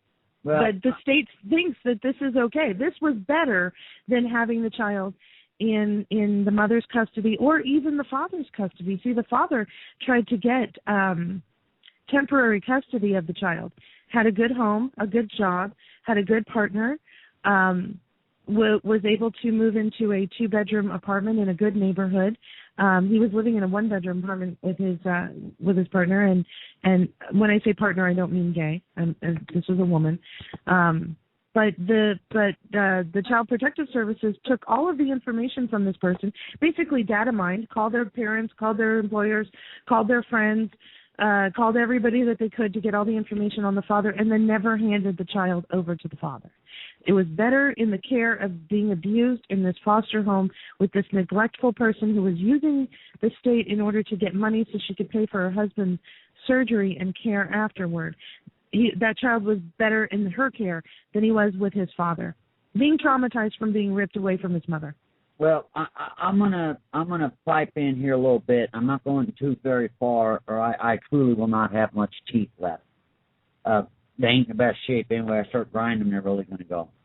Along with this, again, Alaska, and I point that out because you brought up about these foster children and how they're worth between, I think you said $20,000 and $50,000. That's assuming they actually stay in the system. If they disappear, poof, like a fart in the wind, never seen or heard from, the value goes up because we'll just leave that. You let your imagination go to the wildest place you can go, and it's probably what's going on. And we'll leave that at that. Look into Pat Stryker in Colorado. Bohemian Airlines is the name of her airline, and she has been known to ship off children from CPS custody into places like Amsterdam and other places where child trafficking is okay. Yes, well, and that's exactly where I'm going. Alaska is very, very peculiar. Though we have under 1 million people in this state, we hold several records. One of them, believe it or not, is we consume more ice cream per capita than any place else in the States. Kind of bizarre, but that's not where I'm going. Another one is we have an inordinate amount of child runaways, which is from foster homes specifically. And the reason that's interesting, look, I ran away from home when I was a child. Oh, well, fine, I hate you, I hate myself, now but I'm going to go run off and hide in a tree or go down by the pond or whatever it is. At 40 below, folks, you don't do that. But that is the excuse continually given, is that they ran away. Now, I ask you, how many 7, 8, 12-year-olds run away at 40 below? Give me a break. Anyway, that's all the further I'm going with that because I'll start grinding my teeth. Absolutely, and the parents have to fight to get the child back. Now, if the child doesn't go disappeared, then the parents have at least a year, or the mother has at least a year. The father, you're there to pay. You're there to pay. And let me give you guys a little tidbit of information that'll rock your world. Everyone who has a job where you have filed your Social Security number with your boss, you all get Social Security benefits taken out of your check. You get that little X amount of percentage. Welfare recipients, welfare in general is paid for out of Social Security money. So they've already taken that money out. So all of the benefits that your ex who's on welfare receives, you've already paid for. Now, the state is coming at you, garnishing your wages. You're paying for it twice. Again, you have no right to that child. You have no right to visitation. You have no right to anything except to pay. And you're paying twice. And as long as the woman is on welfare, if she chooses to stay on welfare, for whatever reason she's on welfare, especially if she chooses to. Some people, and I understand in these economic times, a lot of people are making choices that they wouldn't normally make. There's an exorbitant amount of people on food stamps, and that is because of what they've done since 2008 and before then, destroying our economy, destroying our ability to work. And I understand that people are taking a handout from the government, but the price that you're paying for that and the amount of handouts that you're taking from the government is a high price to pay. And it has to do with the fathers. Because the mother was given guardianship over that child. The state is going to make sure that the child is cared for. If the child remains in the mother's custody, they're going to make sure that the child is cared for. The father, he needs to leave. He's done what he needed to do, which was to father the child.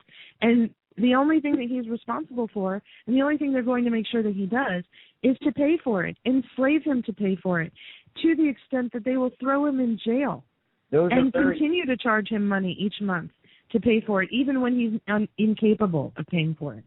Those are very interesting words you use there, guardianship and custodian. Not mommy, not owner or whatever we want to call it. And it gets kind of weird when you start thinking if you own your children. But the point is, it's very, very interesting, these words they use, and people usually don't have a clue in the world what they mean. It's why CPS came to my house and why they thought that they had authority to come into my home. That's why they came. They were checking in on their investment. They wanted to make sure that I was taking good care of their investment. And because I don't recognize their authority, I did not allow them entry into my home, and I didn't allow them to look at my children. And my attorney has made it very clear that because their assertion has no merit, they're not coming anywhere near me or the children.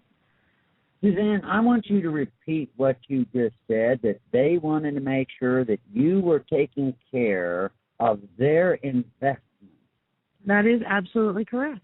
You want to explain that a little bit? I mean, what you mean by that? Sounds kind of strange because we're talking about your children here, are we not? Yes. Children. My children that I carried in my body for 9 months and gave birth to, and with both of my children I got very sick and almost died to have, and they're very important to me because I almost lost my life to make sure that they were here on this planet. So I feel very lucky to be here to take care of them. They are extremely important to me. Absolutely, I cannot live without them. They're a part of my body. I made them. My husband and I made them. I mean, I'm not trying to get graphic for the audience, but mothers and fathers, you understand, this is such a sacred and beautiful thing that happened, and you made this little person, and you get to watch this person grow up and do things, and to the state and to the government, that is an investment that they have made. Wait a minute. I know this one. The commander-in-chief says, you didn't make that. You didn't build that. I remember hearing him say that. Maybe that's what he was talking about. You think you did, but you didn't do it. Somebody else did that, right? Right. Yeah, you didn't build that business. The government did. The government gave you the parameters in order so you could build that business. You should thank the government for everything. It was another immaculate conception. Well, case solved. All right, folks, that's the end of the show here. A case solved, this immaculate conception, and that's why the government owns your children. Wow, this is bizarre. But fathers need to look into this. Seriously, folks.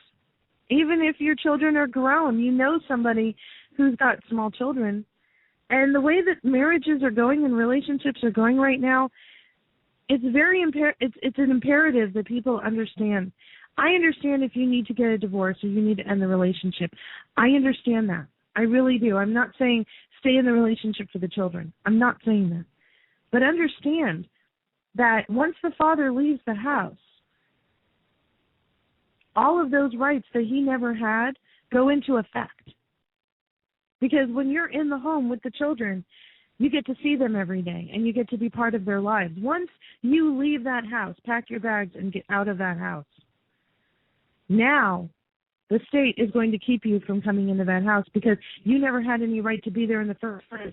You should have left a long time ago.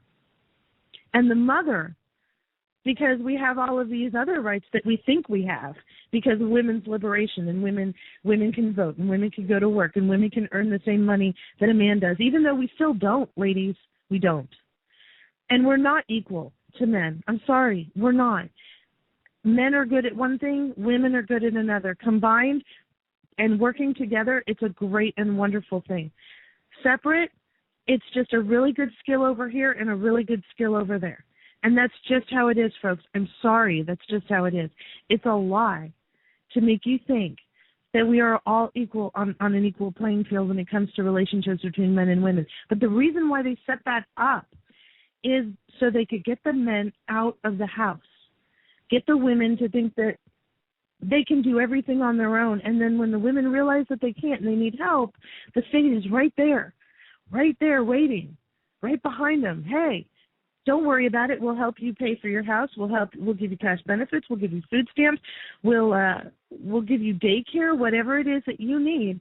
We understand you're going through a hardship. We will help you get through this. But as soon as she starts filling out those documents, she is putting the husband in a position where, or the ex-husband or the ex-boyfriend or the ex-whatever.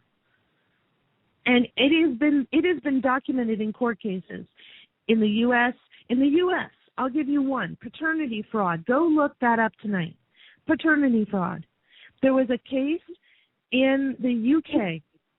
that I found where the justice said, just by her asserting that was the father, that was enough. And even though the father brought DNA evidence, it didn't matter to the court. She had pointed a finger and named him as the father. And in the state of California, there was the first case with paternity fraud that won was in the 1990s. There have been a multitude of cases before then. This father had to win on appeal in an appellate court because the court, he brought in DNA evidence to show that was not his child. And he was requesting, because you have to ask for permission, he was requesting that the garnishment of his wages cease. And the court refused because the mother identified him as the father, even though he presented DNA evidence to show that this is not the father. Well, and we make fun of people like Maury Povich, who has these shows where he brings on these women, and some women he brings on multiple times, and that's not the father. But folks, this is actually, if you look at it from this point of view, it's actually a service. Because the court says the mother can decide whoever is the father, and all men in this country have a duty to pay for the family, not their family, the family. Well, Susanne, don't you think that's a good thing that we got rid of all this pesky needing of finding of facts and evidence and you know, all those? I mean, that's kind of cumbersome. We're no, because even though he pays child support, and even for the men who pay child support on a monthly basis and they never miss a payment, they still don't have right. The woman can say, I don't, even though you're scheduled to come visit the kids, I don't want you to. And she has that right. And he can't go back to the court and say, well, she didn't let me see the children. He's paying garnished wages twice for those children. He's paying it twice. Right. The woman does not have to pay for the welfare benefits that she's getting. The husband has to pay for them. Yeah, you do understand that was severe sarcasm. Oh, no, I totally do. Oh, okay. I just want to make sure because my sarcasm kind of reversed on it because I try to be serious when I'm being sarcastic, and you were kind of serious, like, oh, no, that's not a good thing. And I'm going, man, I hope she understood that was sarcasm. Oh, no, I do. I just want the audience to understand. When I looked this up, I was shocked out of my head. It still does not register. It still does not register. Because we were socially conditioned to think of men as deadbeats. We were socially conditioned to think men run off with other women, and they do. They do. But men run off with other women, and they don't want anything to do with their children. They don't understand that the father is barred by the court, by the police, and by the state and the social services from getting to his children. And there's nothing he can do. Hey, I was going to say if we have a moment, NJ actually wants to come in. I don't know if she's going to get into what I'm thinking she is. But I'll tell you, this woman's got a hell of a story herself. Now, I don't know if you want to take it now or wait if you got other points or. No. Let's bring her in. All right, will do. Okay, NJ, I see you with your hand open up. Go for it. You got to unmute yourself, hon. I'm sorry, I was muted. There you go. Anyway, hi, Suzanne. I do want to share a unique perspective from my son's point of view, who, in his youth, was sharing an apartment with a girl and another guy, and the girl and the other guy got married. She was pregnant. They divorced when the child, the boy, was about 4 years old. And, of course, he was like, I'm not paying child support, it's not my kid. Now, this is in Florida. So Florida had her write down, all the prospective people she'd been with to submit for DNA tests. Casey complied. The DNA came up that this child is his. They then said, okay, you now pay child support. They back charged him to the day of birth. He had no idea this child was his or even existed. He didn't even know that she was pregnant when they got married. He had moved on at that point. But the point is, he lived in Georgia, paying child support to Florida. Georgia has to get involved to collect the child support to send to Florida. We'll leave that point for a minute. So Casey already found out he was a new dad of a 5-year-old child, a little boy, $17,000 in debt to back in arrears. Right. So he starts, huh? Oh, yeah. So he pays, so he We do that starts all the making time. his payments. Yeah. So he starts making his payments. He misses a payment for a week or 2 weeks. Georgia will suspend his license. Him being a mechanic, yes, he has to be able to be insured by the company he's working for, therefore it cost him several jobs. Long story short, he moves to Florida so as to pay directly to Florida. What was happening was Georgia would collect the money and then sit on it for 2 to 3 months before they would send it to Florida. Multiply that by however many people they're collecting from. That interest drawn for those 2 to 3 months is quite a big chunk of money. So Casey's in Florida. He sets up his meeting with his new child support recovery peoples. Has a good working relationship with them. They are fully understanding because of the past couple of years of having to deal with Georgia, and now they're meeting face to face. In Georgia, Casey is now a resident of Florida. By his license, by having an address, residence, and a job in Florida, he is now a resident of Florida. He is no longer connected to Georgia. Georgia suspended his license last week for the third time. He's been in Florida now for 3 months. This has happened every month. Georgia will suspend his license for non-payment, though there was no non-payment. He has been making payments directly to Florida. Florida then has to call Georgia and find out why they are still acting as the enforcer when they have no right to do so. In the meantime, it's been a crazy headache for him. Now, he has seen this child. The mother, is on welfare and all kinds of good, happy stuff. And the only time that she complains and about Casey not seeing his son is when the child support payments are slow getting to her. that's a different story too. But anyway, the point is, not only do they enforce this in a ridiculous way, when Casey and Johnny's biological father, we were separated, I left. I didn't kick him out. I left. Personal reasons. Bad marriage, volatile, whatever. The court awarded me the custody, full 100% custody of my children. He was to have visitation rights. He was to pay child support. When he would come pick up the kids every other weekend, but yet I would receive no child support. Now, I was not in the system. I refused to go into the welfare and the food stamps and all of that. They basically, I actually did try at one point.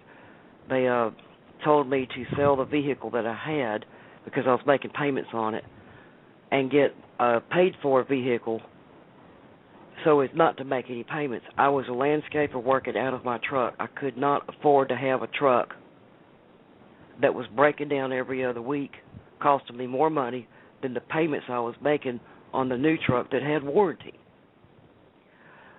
So, because I wouldn't sell my truck, I decided I didn't need their help. I could do better on my own. And I did. But when I made the comment or complaint that I'm really not happy with him taking my children to places that I don't approve of, nudist camps and such. I have 2 boys. And I'm not getting any child support. Do I have any legal standing? No, ma'am, you do not. Visitation is a total different ball game from child support. I said, so you're telling me that even though he is not paying, I still cannot refuse his visitation if he comes to ask for the kids. That's what we're telling you, ma'am. This is Georgia. So at that point, I started praying that God would intervene, and he did.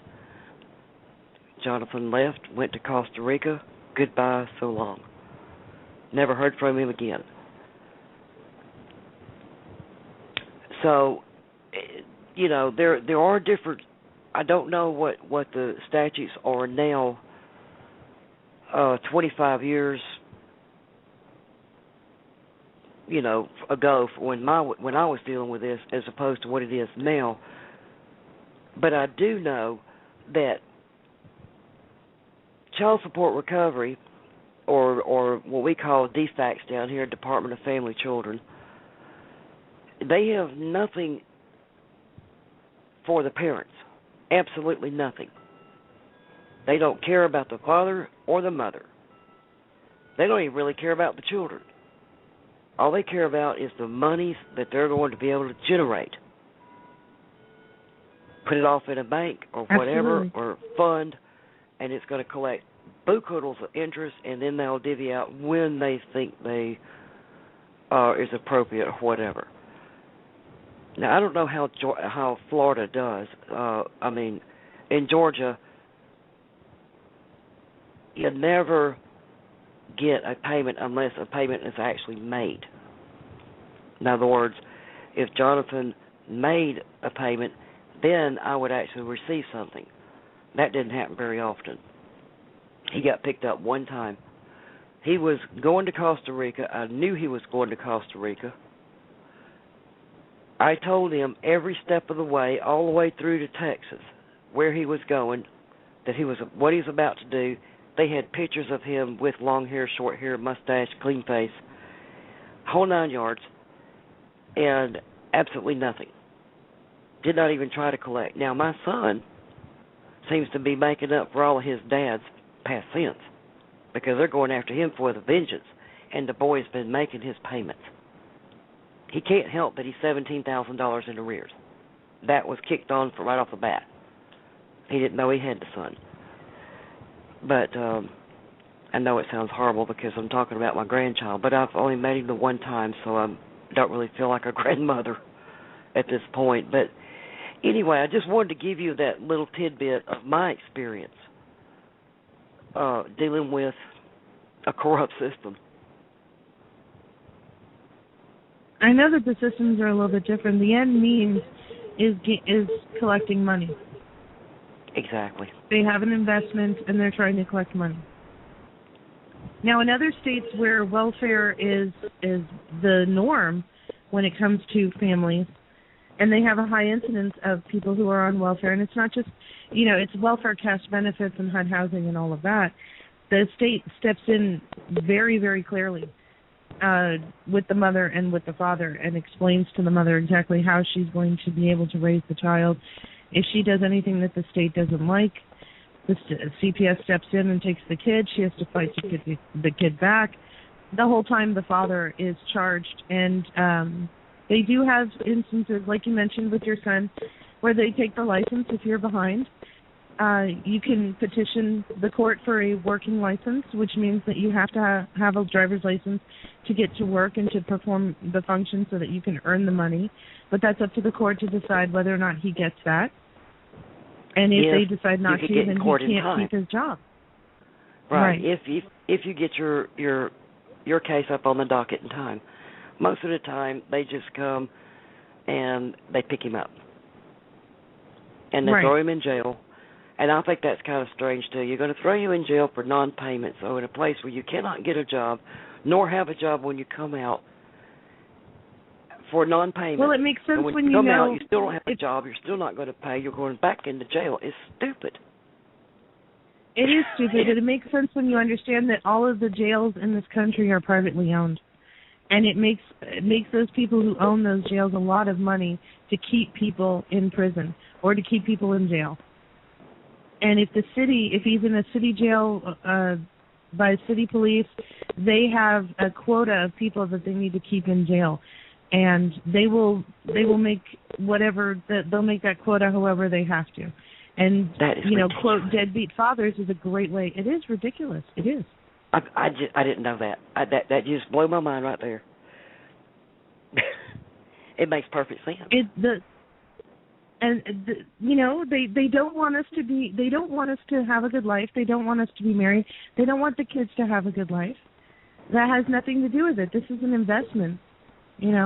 If you're leasing a car and you have a mileage restriction and you go over the mileage, they revoke the lease and take the car back because you've damaged the property. Yes. That's the same way they look at the children. Well, they don't want vaccinate, families. You're damaging the property. When actually you really are. When you vaccinate, you are damaging the child. You are, but not according to them. That's my thought. Yeah, I don't like the vaccination thing either. Nor do I like public schools or government schools. But no, I did not know that about the jails being privately owned, but it sure makes a lot of sense. Because you're not trying to help the family here. And as Susanne brought out, they guaranteed a certain percentage that they would keep those jails full. You're going to talk about some corruption. Oh, yeah, we'll drum you up some business. Are you kidding me? I want you guys to contrast this with common law. 2, do what you say you're going to do. Don't hurt anyone or their property. Compared to the statutory nightmare we've got. Think about it, people. Well, anyway, that's what I wanted to share with you, Suzanne. I'll mute back out. Thank you so much. No, thank you. Yeah, I was kind of, that story, she's told me that before. I didn't know if she wanted to share it online. And just for the record, Florida has no incentive to turn around and notify. What do they gain out of it? Exactly, and that's why it hasn't happened. So what do they care if he loses the license? They get the money, and yeah, we'll call them when we get around to it. Absolutely. Either way, the money, whether it comes from Florida or Georgia or Idaho, the money is going to the federal government because it came out of the Social Security money that everyone pays into. That's where it all came out of. So all the money, and some states do front the mother the money and then take it back from the father. But the money's coming from the federal government. It's coming from the money that we're all paying into the Social Security. So we're all paying for this. And when we say that we're all paying for this, this is one way that you can understand that you're paying for this. So the father has paid his Social Security taxes. Why is he paying twice? He doesn't have any rights to that child. The child belongs to the state, and the mother has guardianship of that child. So why is he paying for it? And then you say, oh, well, why wouldn't the father pay for his kid? Absolutely. Fathers are not deadbeats. Fathers are human beings, too, and they love their children, too. The state and the system has set it up so that they can't get to their children. And that's the thing we have to understand. And in most of the cases, there are advisory boards for Child Protective Services and for the Department of Human Services in all 50 states. Some of these review boards are finding that most of the abuse that happens to the child happened after the father left in the custody of the mother. The mother, in most cases, is neglecting or abusing the child more often statistically than the father, but we only hear about the father's abuse because it helps with the social perspective of the deadbeat father. Fathers are no good. Mothers are natural nurturers, and mothers are the only ones who love and care for and protect their children. No. When they go look at these cases, these review boards look at these cases, they're finding that it's the opposite. Women are upset that they had to take care of the child, that they were left with the care of the children. They want to go and have a good time. They get a new boyfriend. The boyfriend abuses the children under the care of the mother. The mother neglects the children. She's upset. The way in which we look at this and the way in which we've been taught to look at this is wrong. And it's the same way that we've been taught to look at everything else.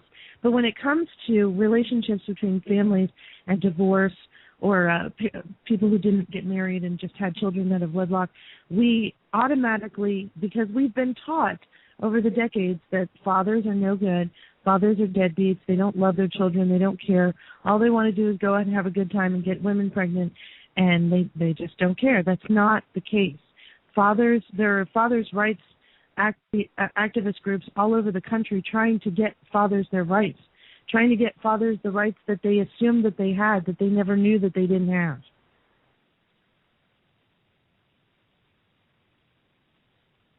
I just wanted to bring this. It's personal, and, I feel strange, being so personal in a public forum, but I do realize that when something happens to you, and if this helps somebody listening to this program, live or in the archives, please go look this up for yourself and find out and see if this helps you.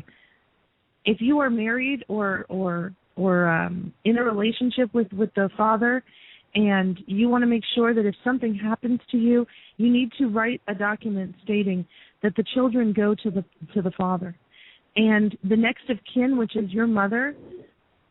If she's surviving, you need to get her on board with this too, because they will try to send the children either to foster care or to the mother, to the grandmother. And you need to make it clear to her, maybe not in grave detail if she doesn't understand, but just enough to let her know that the father wants the children if something were to happen to you.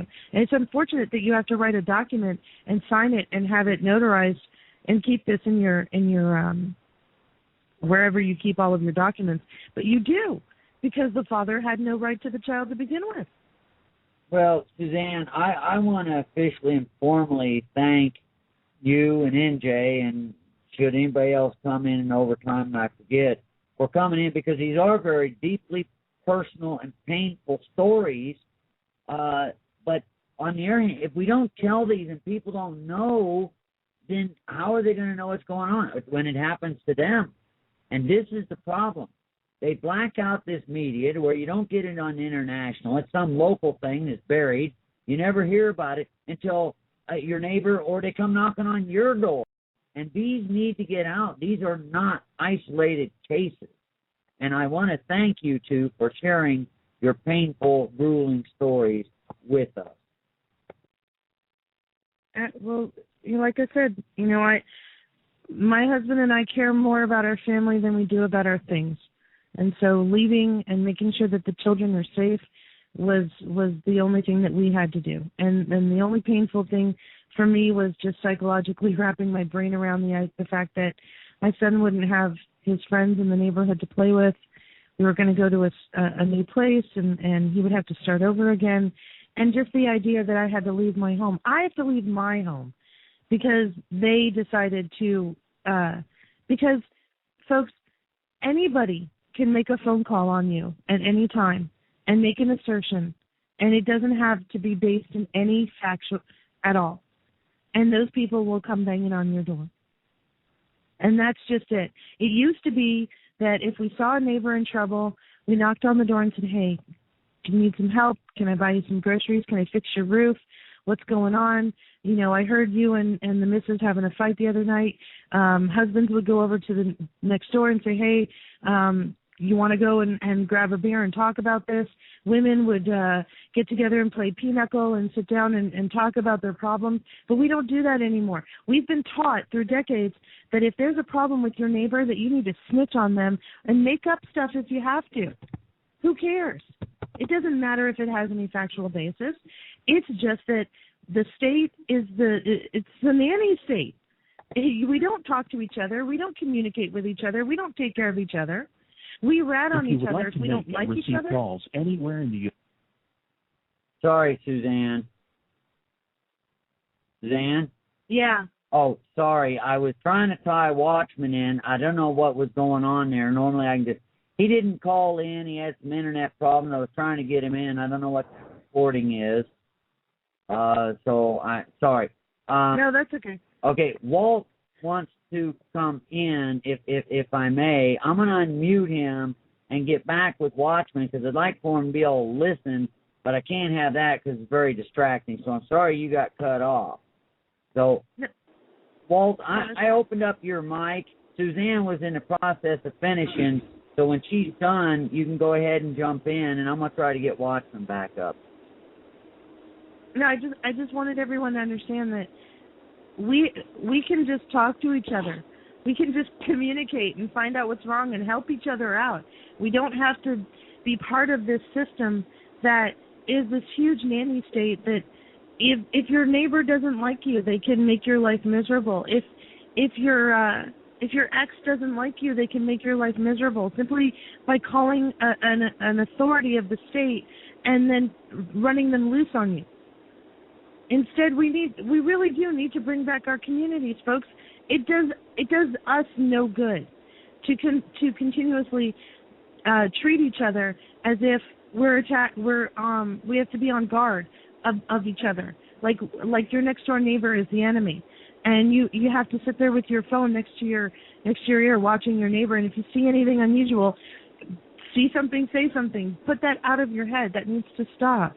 We're all humans, and we all have good times and bad times in our life, and we all need each other. And if we continuously promote this nanny state, we're going to get to the point where even the mothers don't even have the rights to the children anymore. And if the state is creating the children, then we're expendable, even more so than we are now. And if you've had children, or if you know someone who's had children, or if you really like children, please look this up for yourself. Get the information to the people that need it, if it's not you or someone else, and learn what your rights are and learn what rights you don't have. That is the most important, that you thought you had rights that you do not have. Okay, I think we got Watchman in. Watchman, you're in. You can listen. Walt, you're up. You're up. You're in. Yeah. Well, good evening. And Suzanne, you've presented this and laid this out very, very clear. Yes, there's deadbeat fathers. Yes, there's deadbeat mothers.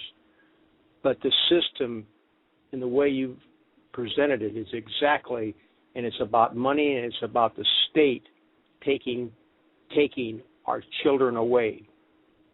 You see, evolution and creation, this ties in with evolution and creation. If the world can convince people that they crawled out of a swamp, you see, then they can become their gods.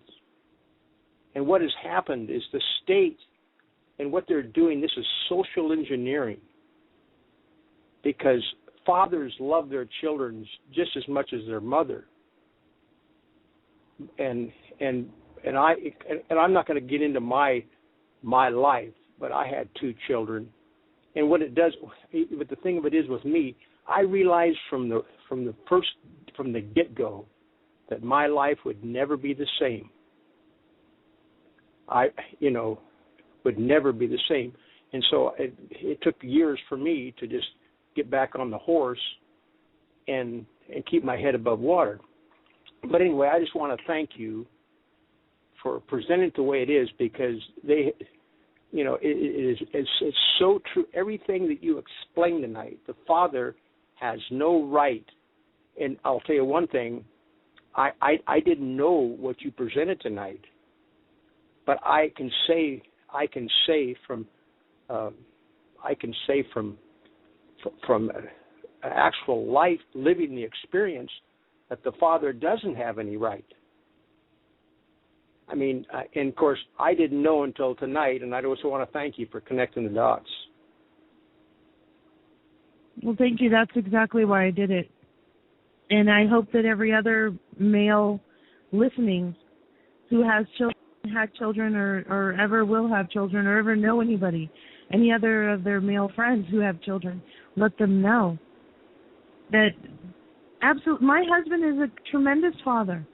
He puts those kids to bed more often than I do, because I'm up writing articles, and he never complains. And today he was out there in the backyard playing with the kids in the swimming pool and playing with them in the sprinkler and having a good time. He's a tremendous father. He's very loving and caring and attentive to their needs, both our son and our daughter, individually as a boy and a girl, and collectively as his children. And I can't imagine that he would not love them as much as I do. In fact, when my son was born, I had eclamptic seizures, and they told my husband that he might be walking out of the hospital with either his child or me. They weren't sure who was going to live or die. And my son spent 2 weeks in the NIC unit. And I spent 2 weeks in the hospital, in the same hospital, in another area of the hospital recovering. My husband spent every night in the NIC unit sleeping on a couch next to our son, feeding him and making sure that he was okay. And then would come and see me and bring him to me and everything while I was recovering from the whole event. But that man is not unusual. My own father used to take me everywhere he went when I was born.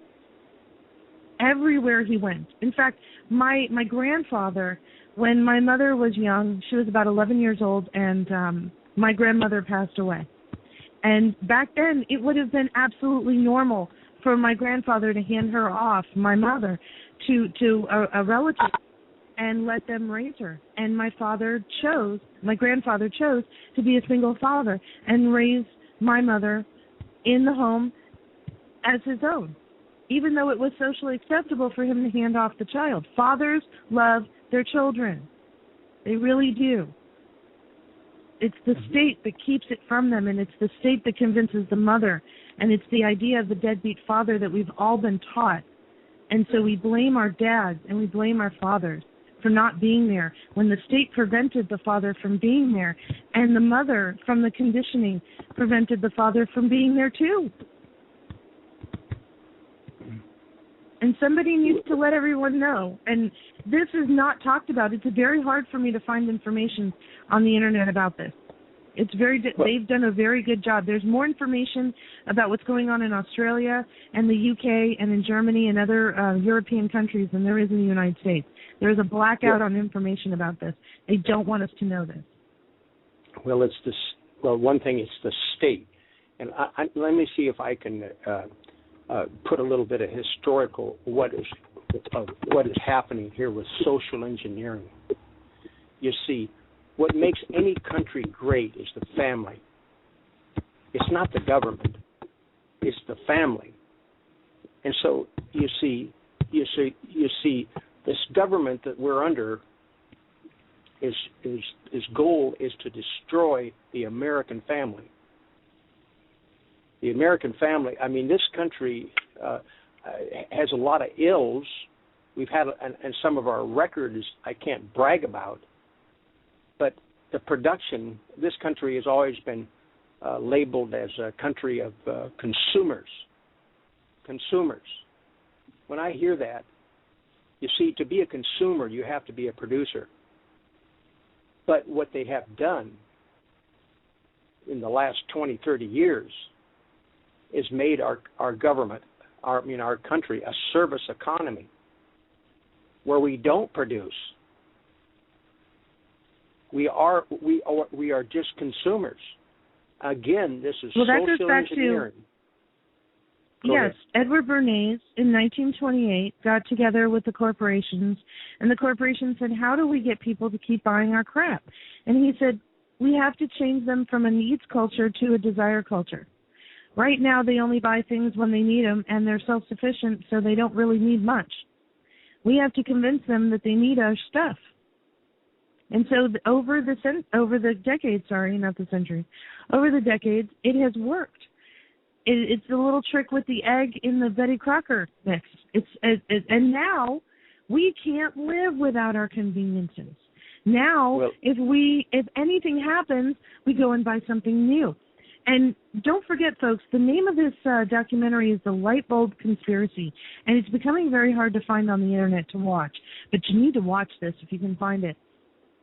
It talks about planned obsolescence, along with turning us into a desire culture where we were no longer self-sufficient but dependent on the corporations to give us what we need so that we can function properly in our daily lives.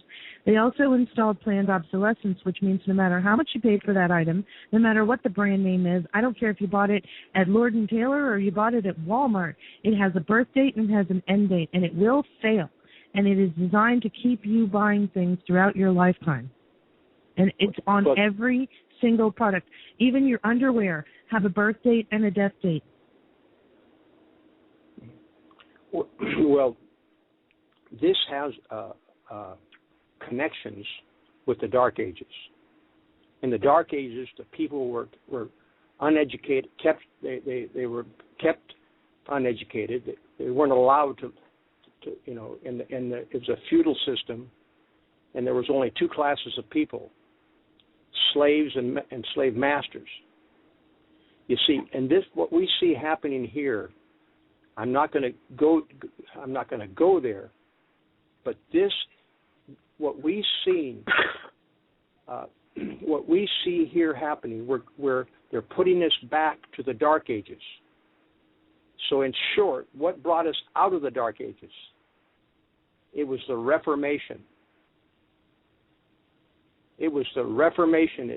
And everything that we see here happening in our society today is the counter-Reformation. Because you see, when they took the lid off freedom and Reformation, and the Reformation exploded through Europe, you see, our Constitution and Bill of Rights is built on the Reformation, on the Protestant Reformation. Those 10 and their articles are not amendments. The Bill of Rights are the 10 Protestant commandments.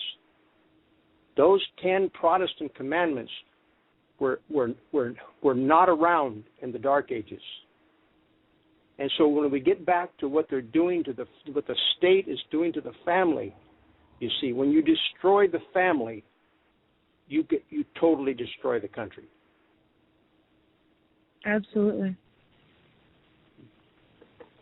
Absolutely, because the family is where we get our values. Men become men based on what kind of man or father was. Women become women based on what kind of woman their mother was. We go after relationships based on the relationship with our parents. We will accept or reject certain things from other people based on our what we saw at home. And if we don't have, for good, bad, or indifferent, we're becoming what we were taught as children, and we revert back to it.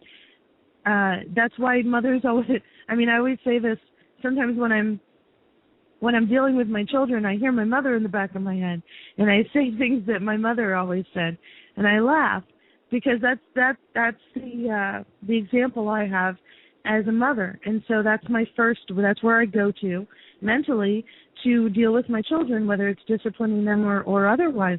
I still revert back to the example my mother gave. And my mother finds it very shocking that after telling me that I should never give in to a man, I should always make him money, I should always even carry a condom in my purse, because guys don't carry condoms, and they never have one when they need it. I chose to become a housewife and a stay-at-home mom. She thinks that, and up until I started my journalism and doing radio, up until then I was wasting all of these great talents that I had, a wonderful person that I was throwing away just to stay at home and cook meals and do laundry and take care of kids. And that is the most incredible, rewarding job I've ever had in my life. Well, and Suzanne, the man is very important in the family, and I'm not trying to put down the man's side of it, but the mother is the hub of the wheel. When that hub breaks, the family comes all apart. And sometimes I have known men to be able to pick up the pieces and go, but I will say, like in my life, when the hub broke, Walt broke. And it took me years to get back on the horse because I was raised I had actually had three mothers. I had a cousin that was the same age as my mother and my grandmother. So I had three mothers. I was nurtured by three women for 2 years before my father ever seen me, because he was overseas. But I just want to reinstate too. Yes, I think one of the most important jobs in the country is a mother and a father to support the mother. I see that Jan has her hand up. Jan, your mic is open, so you can jump in whenever you'd like. Oh, thank you, Lorrie. Thank you all for sharing your stories tonight. It's been a great blessing to me, and I know everyone who is hearing this. It brings a new perspective to me now when I hear of car accidents and injuries, and they take the child to a different hospital than the parent or parents. Now it makes sense. And I do have kind of a technical question. Suzanne, when they came to the front door and the woman called your first name and did not give your last name, could you expand that a bit? That was very intentional. At the time, it was very intentional, and it was one of the things that I remember very clearly about that, because it was very strange to me. At first, I thought she was just trying to be friendly. But when my husband went out and they wouldn't acknowledge him, I started to think, well, okay, what's going on?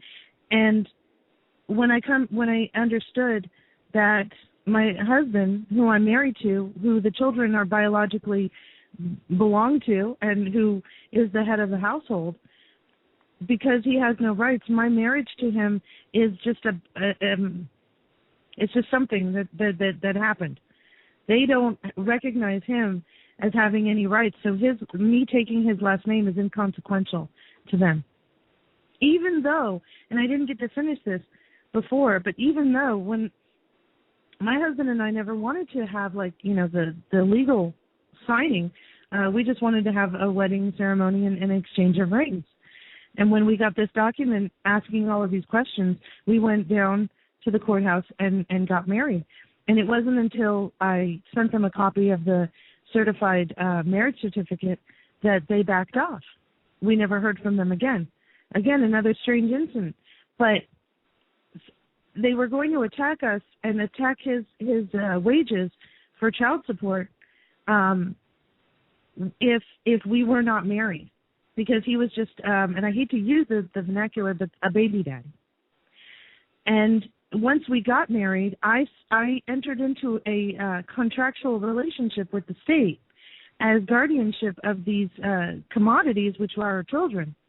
And still, the state does not care whether or not he is the father. The father is just there to create the commodity, because I don't mean to get graphic, but they need his sperm in order to create a commodity that then they can put a social security number to and have more to trade on the stock market. That the wealth of the country is based on the backs of the people. And literally, when they do these algorithms and they decide how much money you're supposed to earn throughout your lifetime based on all of these factors, that's all they care about. And so when this woman came and only spoke my first name, she was disavowing or intentionally choosing not to acknowledge the right of my husband, because maybe even unbeknownst to her, but definitely unbeknownst to me, he didn't have any right. He had no stake in this. And I was the subject because these children are in my guardianship and not his.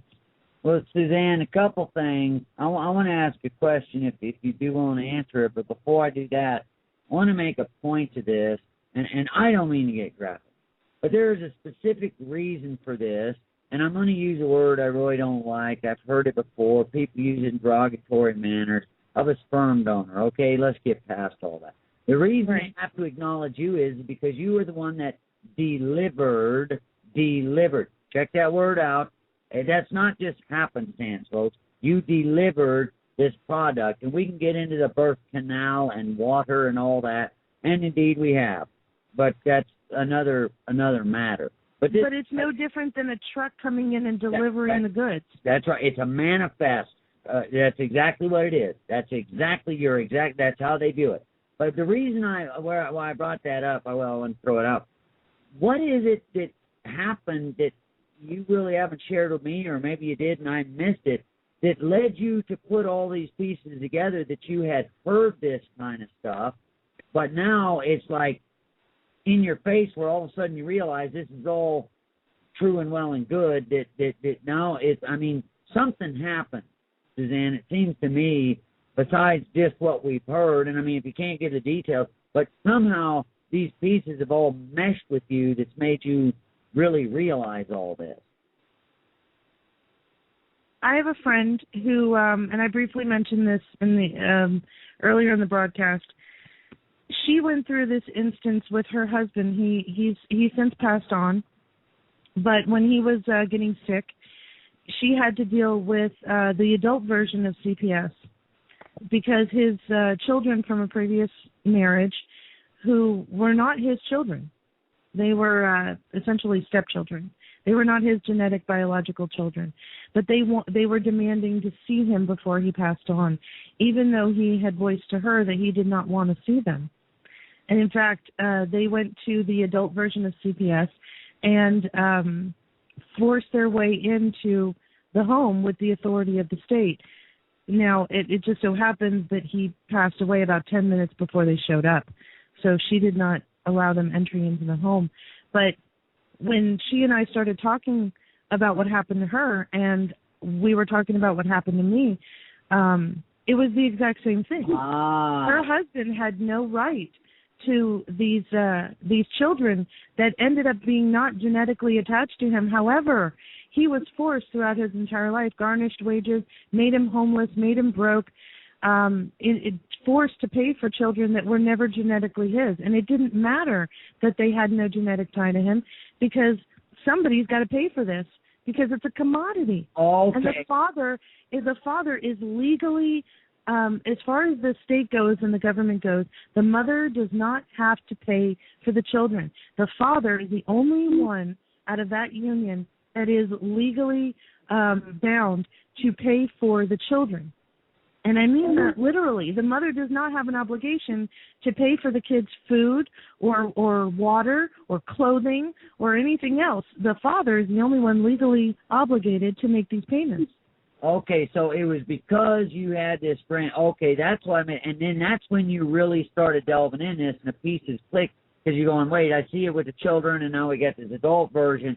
And that's when you started looking in this. Okay, I missed it. I remember the story, but that's what it was, seeing it on.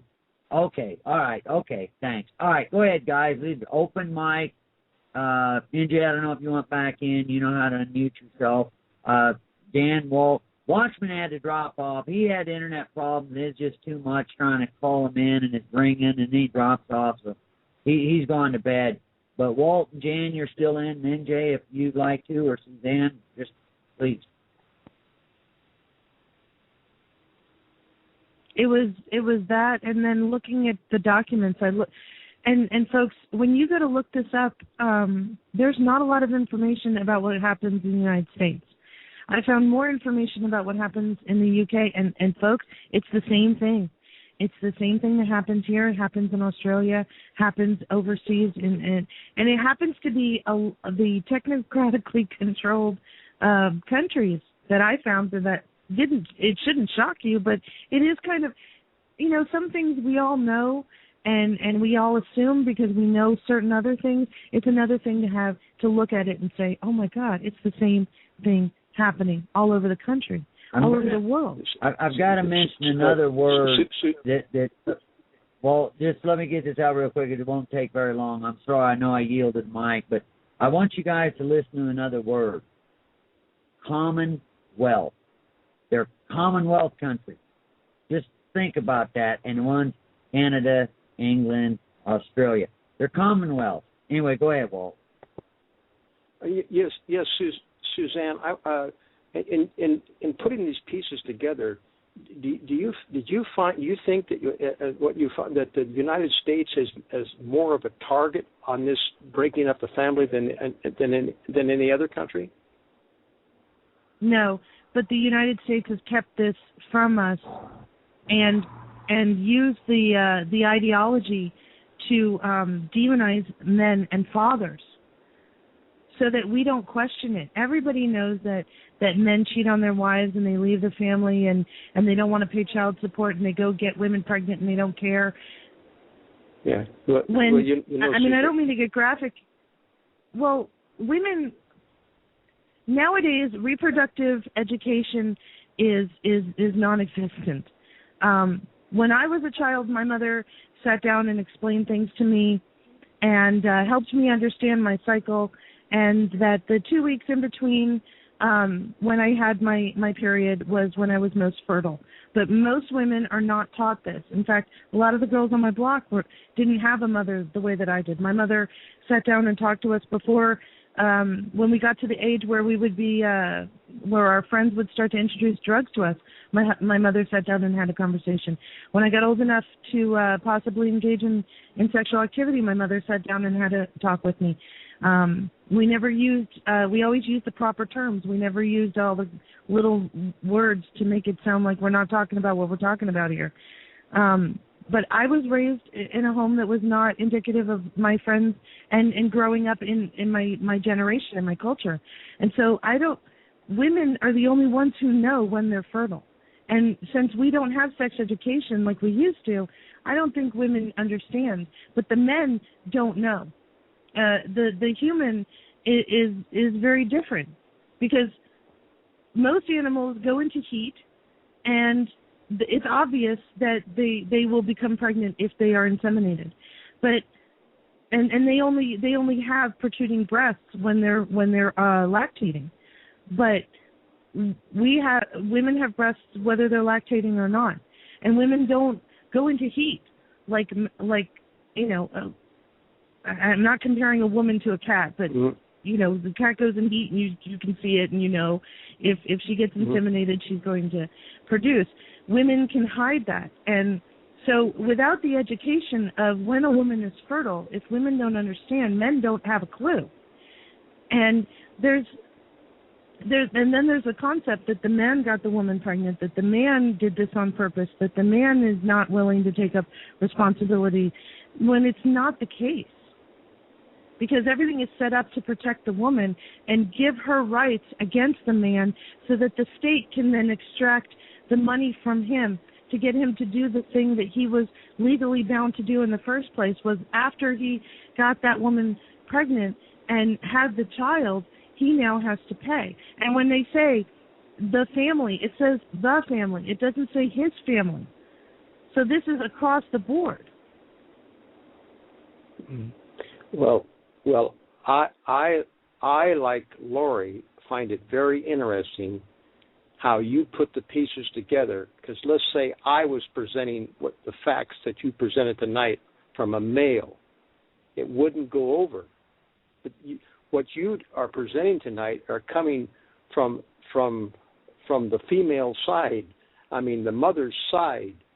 And in other words, and what you said tonight is exactly some of the things I seen when I was out driving truck. They're called lumpers when you go to a grocery warehouse to get rid of your load and stuff. I met fathers that were lumpers because they couldn't get a job because they were making good money before and all of a sudden they had a divorce, and they were, some of them had $800 to $1,200 a month child support. They couldn't get a job. They couldn't get a job that would pay them enough to pay them enough, and so they lumped because they got paid. They unloaded trucks because they got paid in cash and they didn't have to report it to anybody. But so I've seen exactly.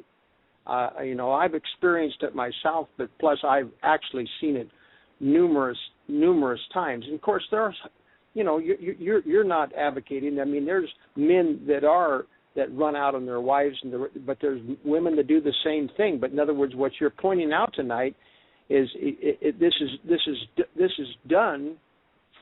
This is being done and set up by the state for financial gain. Is that right? Yes. Absolutely. And women play into it because we've been conditioned. All their lives, women are taught to not trust a man. I mean, I'll just take me, for example. My mother told me, no, don't trust men. They might run out on you. They might cheat on you. They might leave you. You got to be prepared. You got to have a degree. Even if you get pregnant, you got to make sure that you can, even if you get married and pregnant, you got to make sure that you can pay for your own stuff. Don't depend on a man. And then at the same time, they're telling women that they should get married and fall in love and be in love with a man. And then conversely, men are taught that they have to buck up and not have emotions and just deal with it. You're a man. Buck up. Even a small boy, skins his knee. Hey, just brush yourself off and get over it. And then he's taught that women only love men who treat them badly. And the good guy, the guy who treats a woman nice, he always loses. The bad boy. And you see it in the movies, and you see it in music, and you see it on television. It's the same thing. Women like men who abuse them, and we have these two genders who are taught to hate each other their whole lives, and then somehow they're supposed to fall in love and get married for the rest of their lives. That doesn't make any sense. We've conditioned this culture to breed divorce and destruction of the family. And with each generation, we're continuing this. And from what I'm seeing, as far as the fathers go, this is a grave injustice. And as a woman, I guess it is more powerful that I'm speaking about it, because men, there are men's rights advocacy groups out there, but they're very small, and they have little to no effect for the fathers, because nobody is speaking out for the fathers. Because we're all conditioned to believe that men suck and that they're abusive and they're just going to cheat on you anyway, and it's all temporary, and he's going to replace you if you get older, you get fat, or you get gray hair or whatever. Not the case. And you're not trying to pin it on your mother, because your mother is just parroting what we've all been taught. Yeah, and my father too. My father's parroting what he, I asked myself the question, why didn't my father fight more? My father lived 30 minutes from our house and only saw us once a month. And I've battled back and forth trying to have a relationship with my father. And it's very strange. And right now I don't speak to my father. And understanding what I understand now, when I was younger, my dad complained because every time he took us out, he couldn't just come in the house and sit down and watch cartoons with us or be with us. My mother wouldn't allow him entry back into the house. And he was always complaining that he always had to spend money and take us out to the movies or take us out to the mall, and it was very costly for him. It never occurred to me that my father didn't have the money. And what I was taught at home was my father has all this money now that he doesn't have to pay all these bills, and he doesn't have a family to take care of. My dad's making all this money now, and he's rich, and we're broke. And you know what? That's not the case, because I've spoken to my father since then, and my father worked his tail off and didn't have much money. Yes, and one thing that he never shared and kept to himself is when he had to take you back on Sundays, the hurt that he felt. Absolutely. The times that I've been estranged from my father, yes. You know what? Here's a little tidbit for you guys.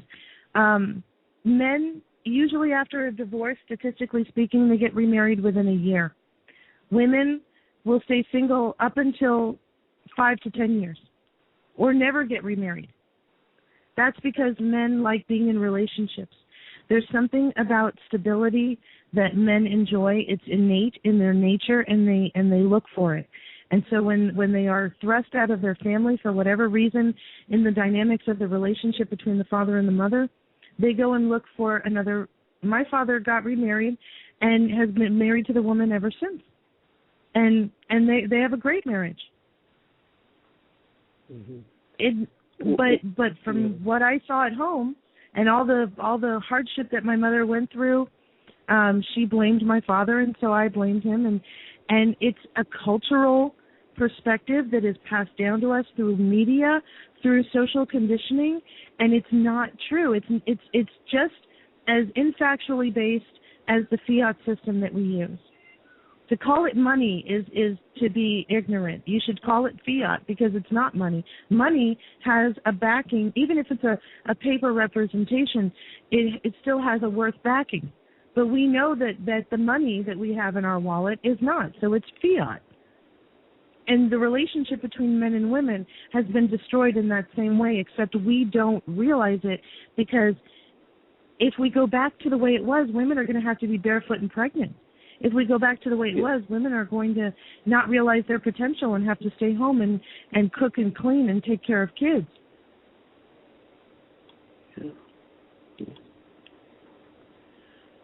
And also what I've seen as I go by high schools or I look at the young, not that I'm no one to look at as success. I was married 20 years on my second marriage.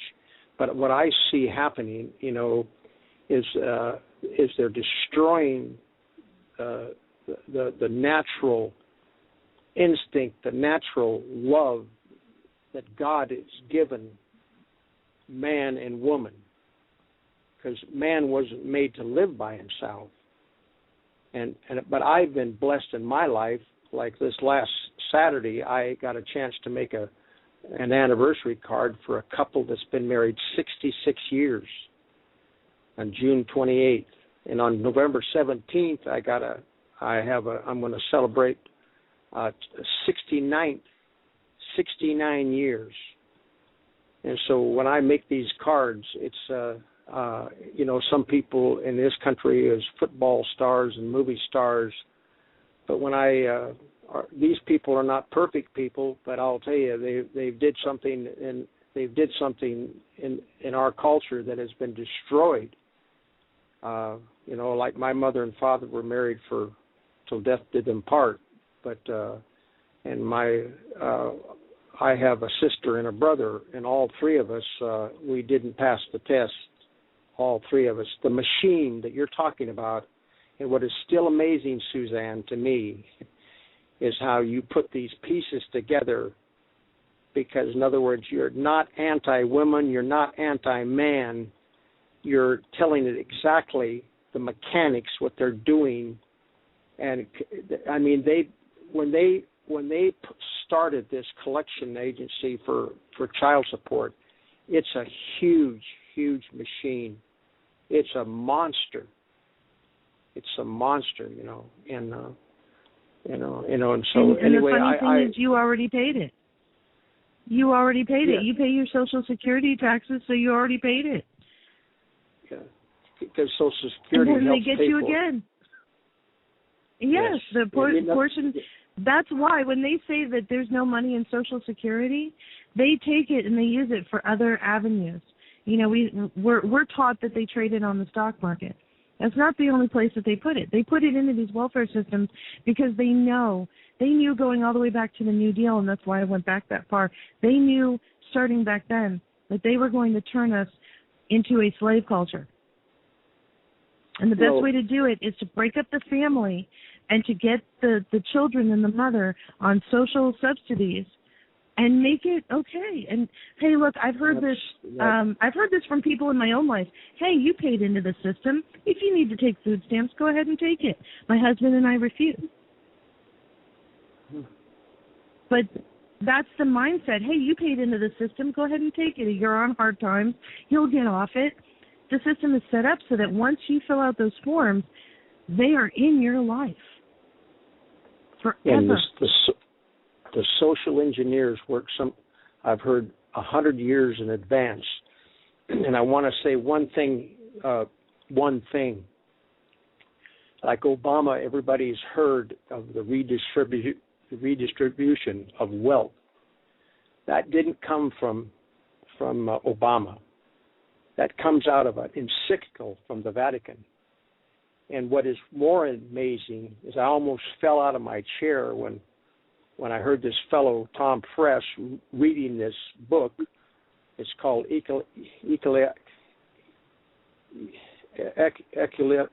help me, Lorrie.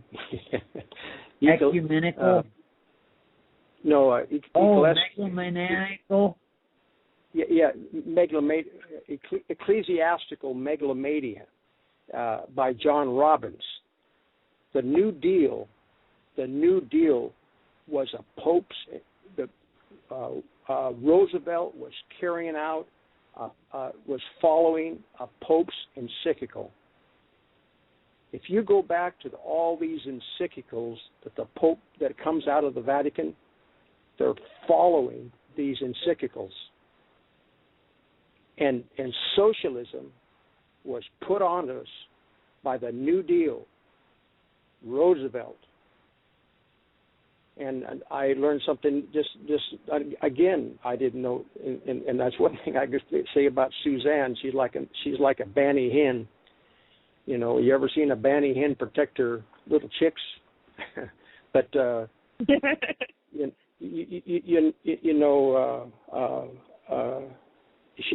in other words, she has connected the dots of how destructive, socialism, where it heads to. In other words, like I know this is the thing. I lost my train of thought there. What I didn't realize is the fact that this Child Protective Services is connected with Social Security. You see, I didn't realize. In other words, what you're saying, the machine was already made. All they had to do is broaden it. Comment? Yeah. Was it not to redistribute the wealth up to the wealthy? Well, sure, because the government makes payments. Yeah, the government makes payments to the bankers. Yeah. So absolutely, because the wealth of the country is based on these algorithms, they assume that throughout your lifetime you're going to make this amount of money. They bet that and trade that on the stock market as a commodity, and probably in the derivatives market because those are just open bets. The country's worth is then borrowed, and that's where we get our debt, our national debt. That's part of it, and that's something we don't understand. So CPS was created, and the whole social welfare system, but CPS and child support was created to ensure that their investment was made. There was an assumption made in the 70s that the father, because this is what made the father have to be financially responsible for the child. When the child is born, there is an assumption that the father gives a pledge to the child that he will be financially responsible for the child throughout its lifetime. But things happen.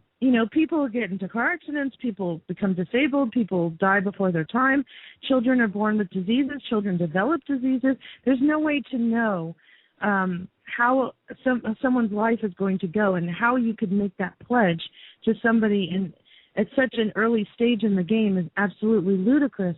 Nobody would enter into that willingly, but that's what you enter into when the child is born and they fill out all this paperwork at the hospital.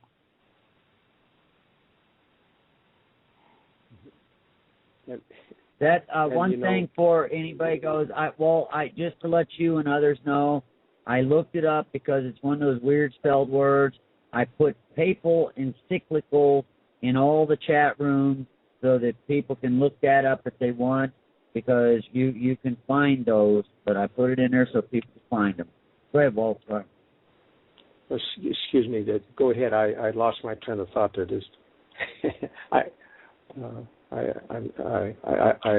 It'll come back. I'm up there in the years. Before we close out tonight, I just want everyone to know that Lorrie is an amazing voice in alternative media, and I've been through the ringer. I've met the upper echelon of alternative media and everyone in between, and we need to support Lorrie's show. We need to make sure that she stays on the air.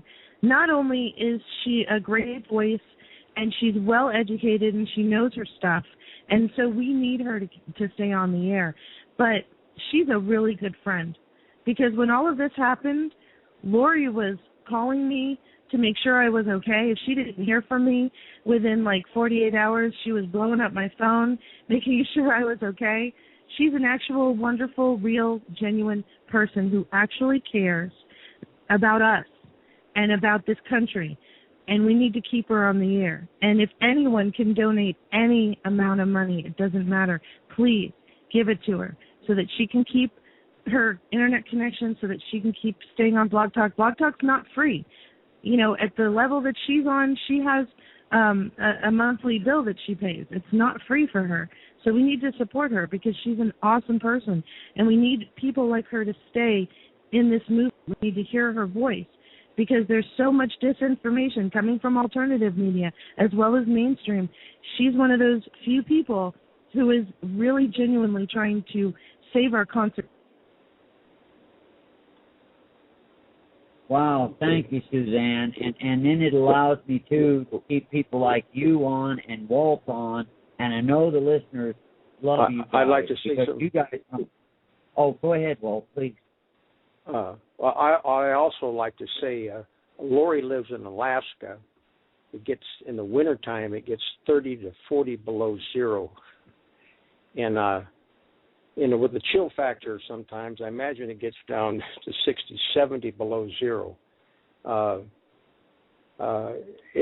Blog Talk is a minor thing of the, a cord of wood would be good for the winter, several cords of wood going into the winter, because I want to add on to what Susanne said, and I have said this to Lorrie. I said, you're not the alternative media. I mean, there's the alternative media and the media, and they both are being controlled. The things that are being said here and in the broadcast that we've covered here on Lorrie's Talk News Radio cannot be said cannot be said over alternative media. They won't allow it.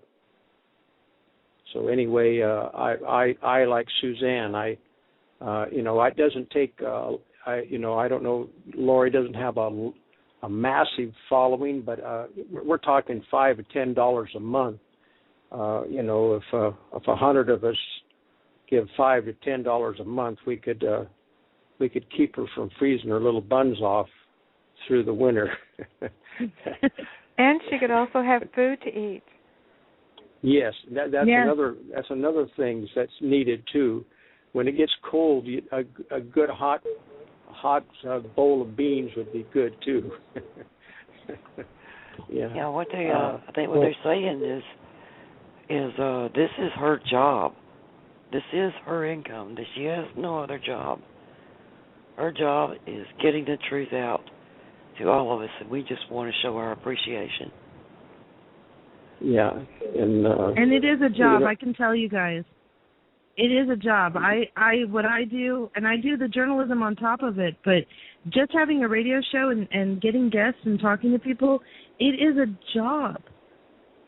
It's a lot of work to put these radio shows together. It doesn't just magically happen.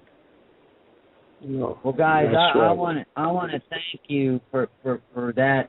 For that, that's very, very nice, and you're right on all those accounts. I do have a question because we only got a couple minutes left. If we're not mainstream media and we can't call ourselves alternative media because it's been co-opted, what are we going to call ourselves? The Truthers? I think that one's sticking. We are the media. Oh, the media. Oh, I like that. The Definitive media. article, the media. Yeah. You like that too, Walt? Yes, and those who know the truth are not the same as those who love it. And yep. And you see, the thing of it is, to the listeners, to all of us that are listening, that we come back here every night, there's no corporate. I mean, all your alternative media all your have corporate ties, and cannot say some of the things that are said here because they would lose their listenerships. Because Lorrie and I have talked about this. You can sell a lie, but you can't give the truth away. And so that's what divides, and that's what's happened. That's what's happened in this country, and they've done it very subtly with education and keeping people occupied with football games and basketball games and TV and and so it's this is the last bastion. Until this is cut off, I mean, we are a very peculiar group of people out here because we're not driven by the corporate powers. I mean. Speaking of cut off, guys, I hate to do this, but we are going to get cut off here any second. So, guys, join us back here tomorrow. Lord willing, Walt's going to put on a heck of a show. He's going to grill me, among other things. Should be pretty good. Maybe I'll have a voice left, maybe not.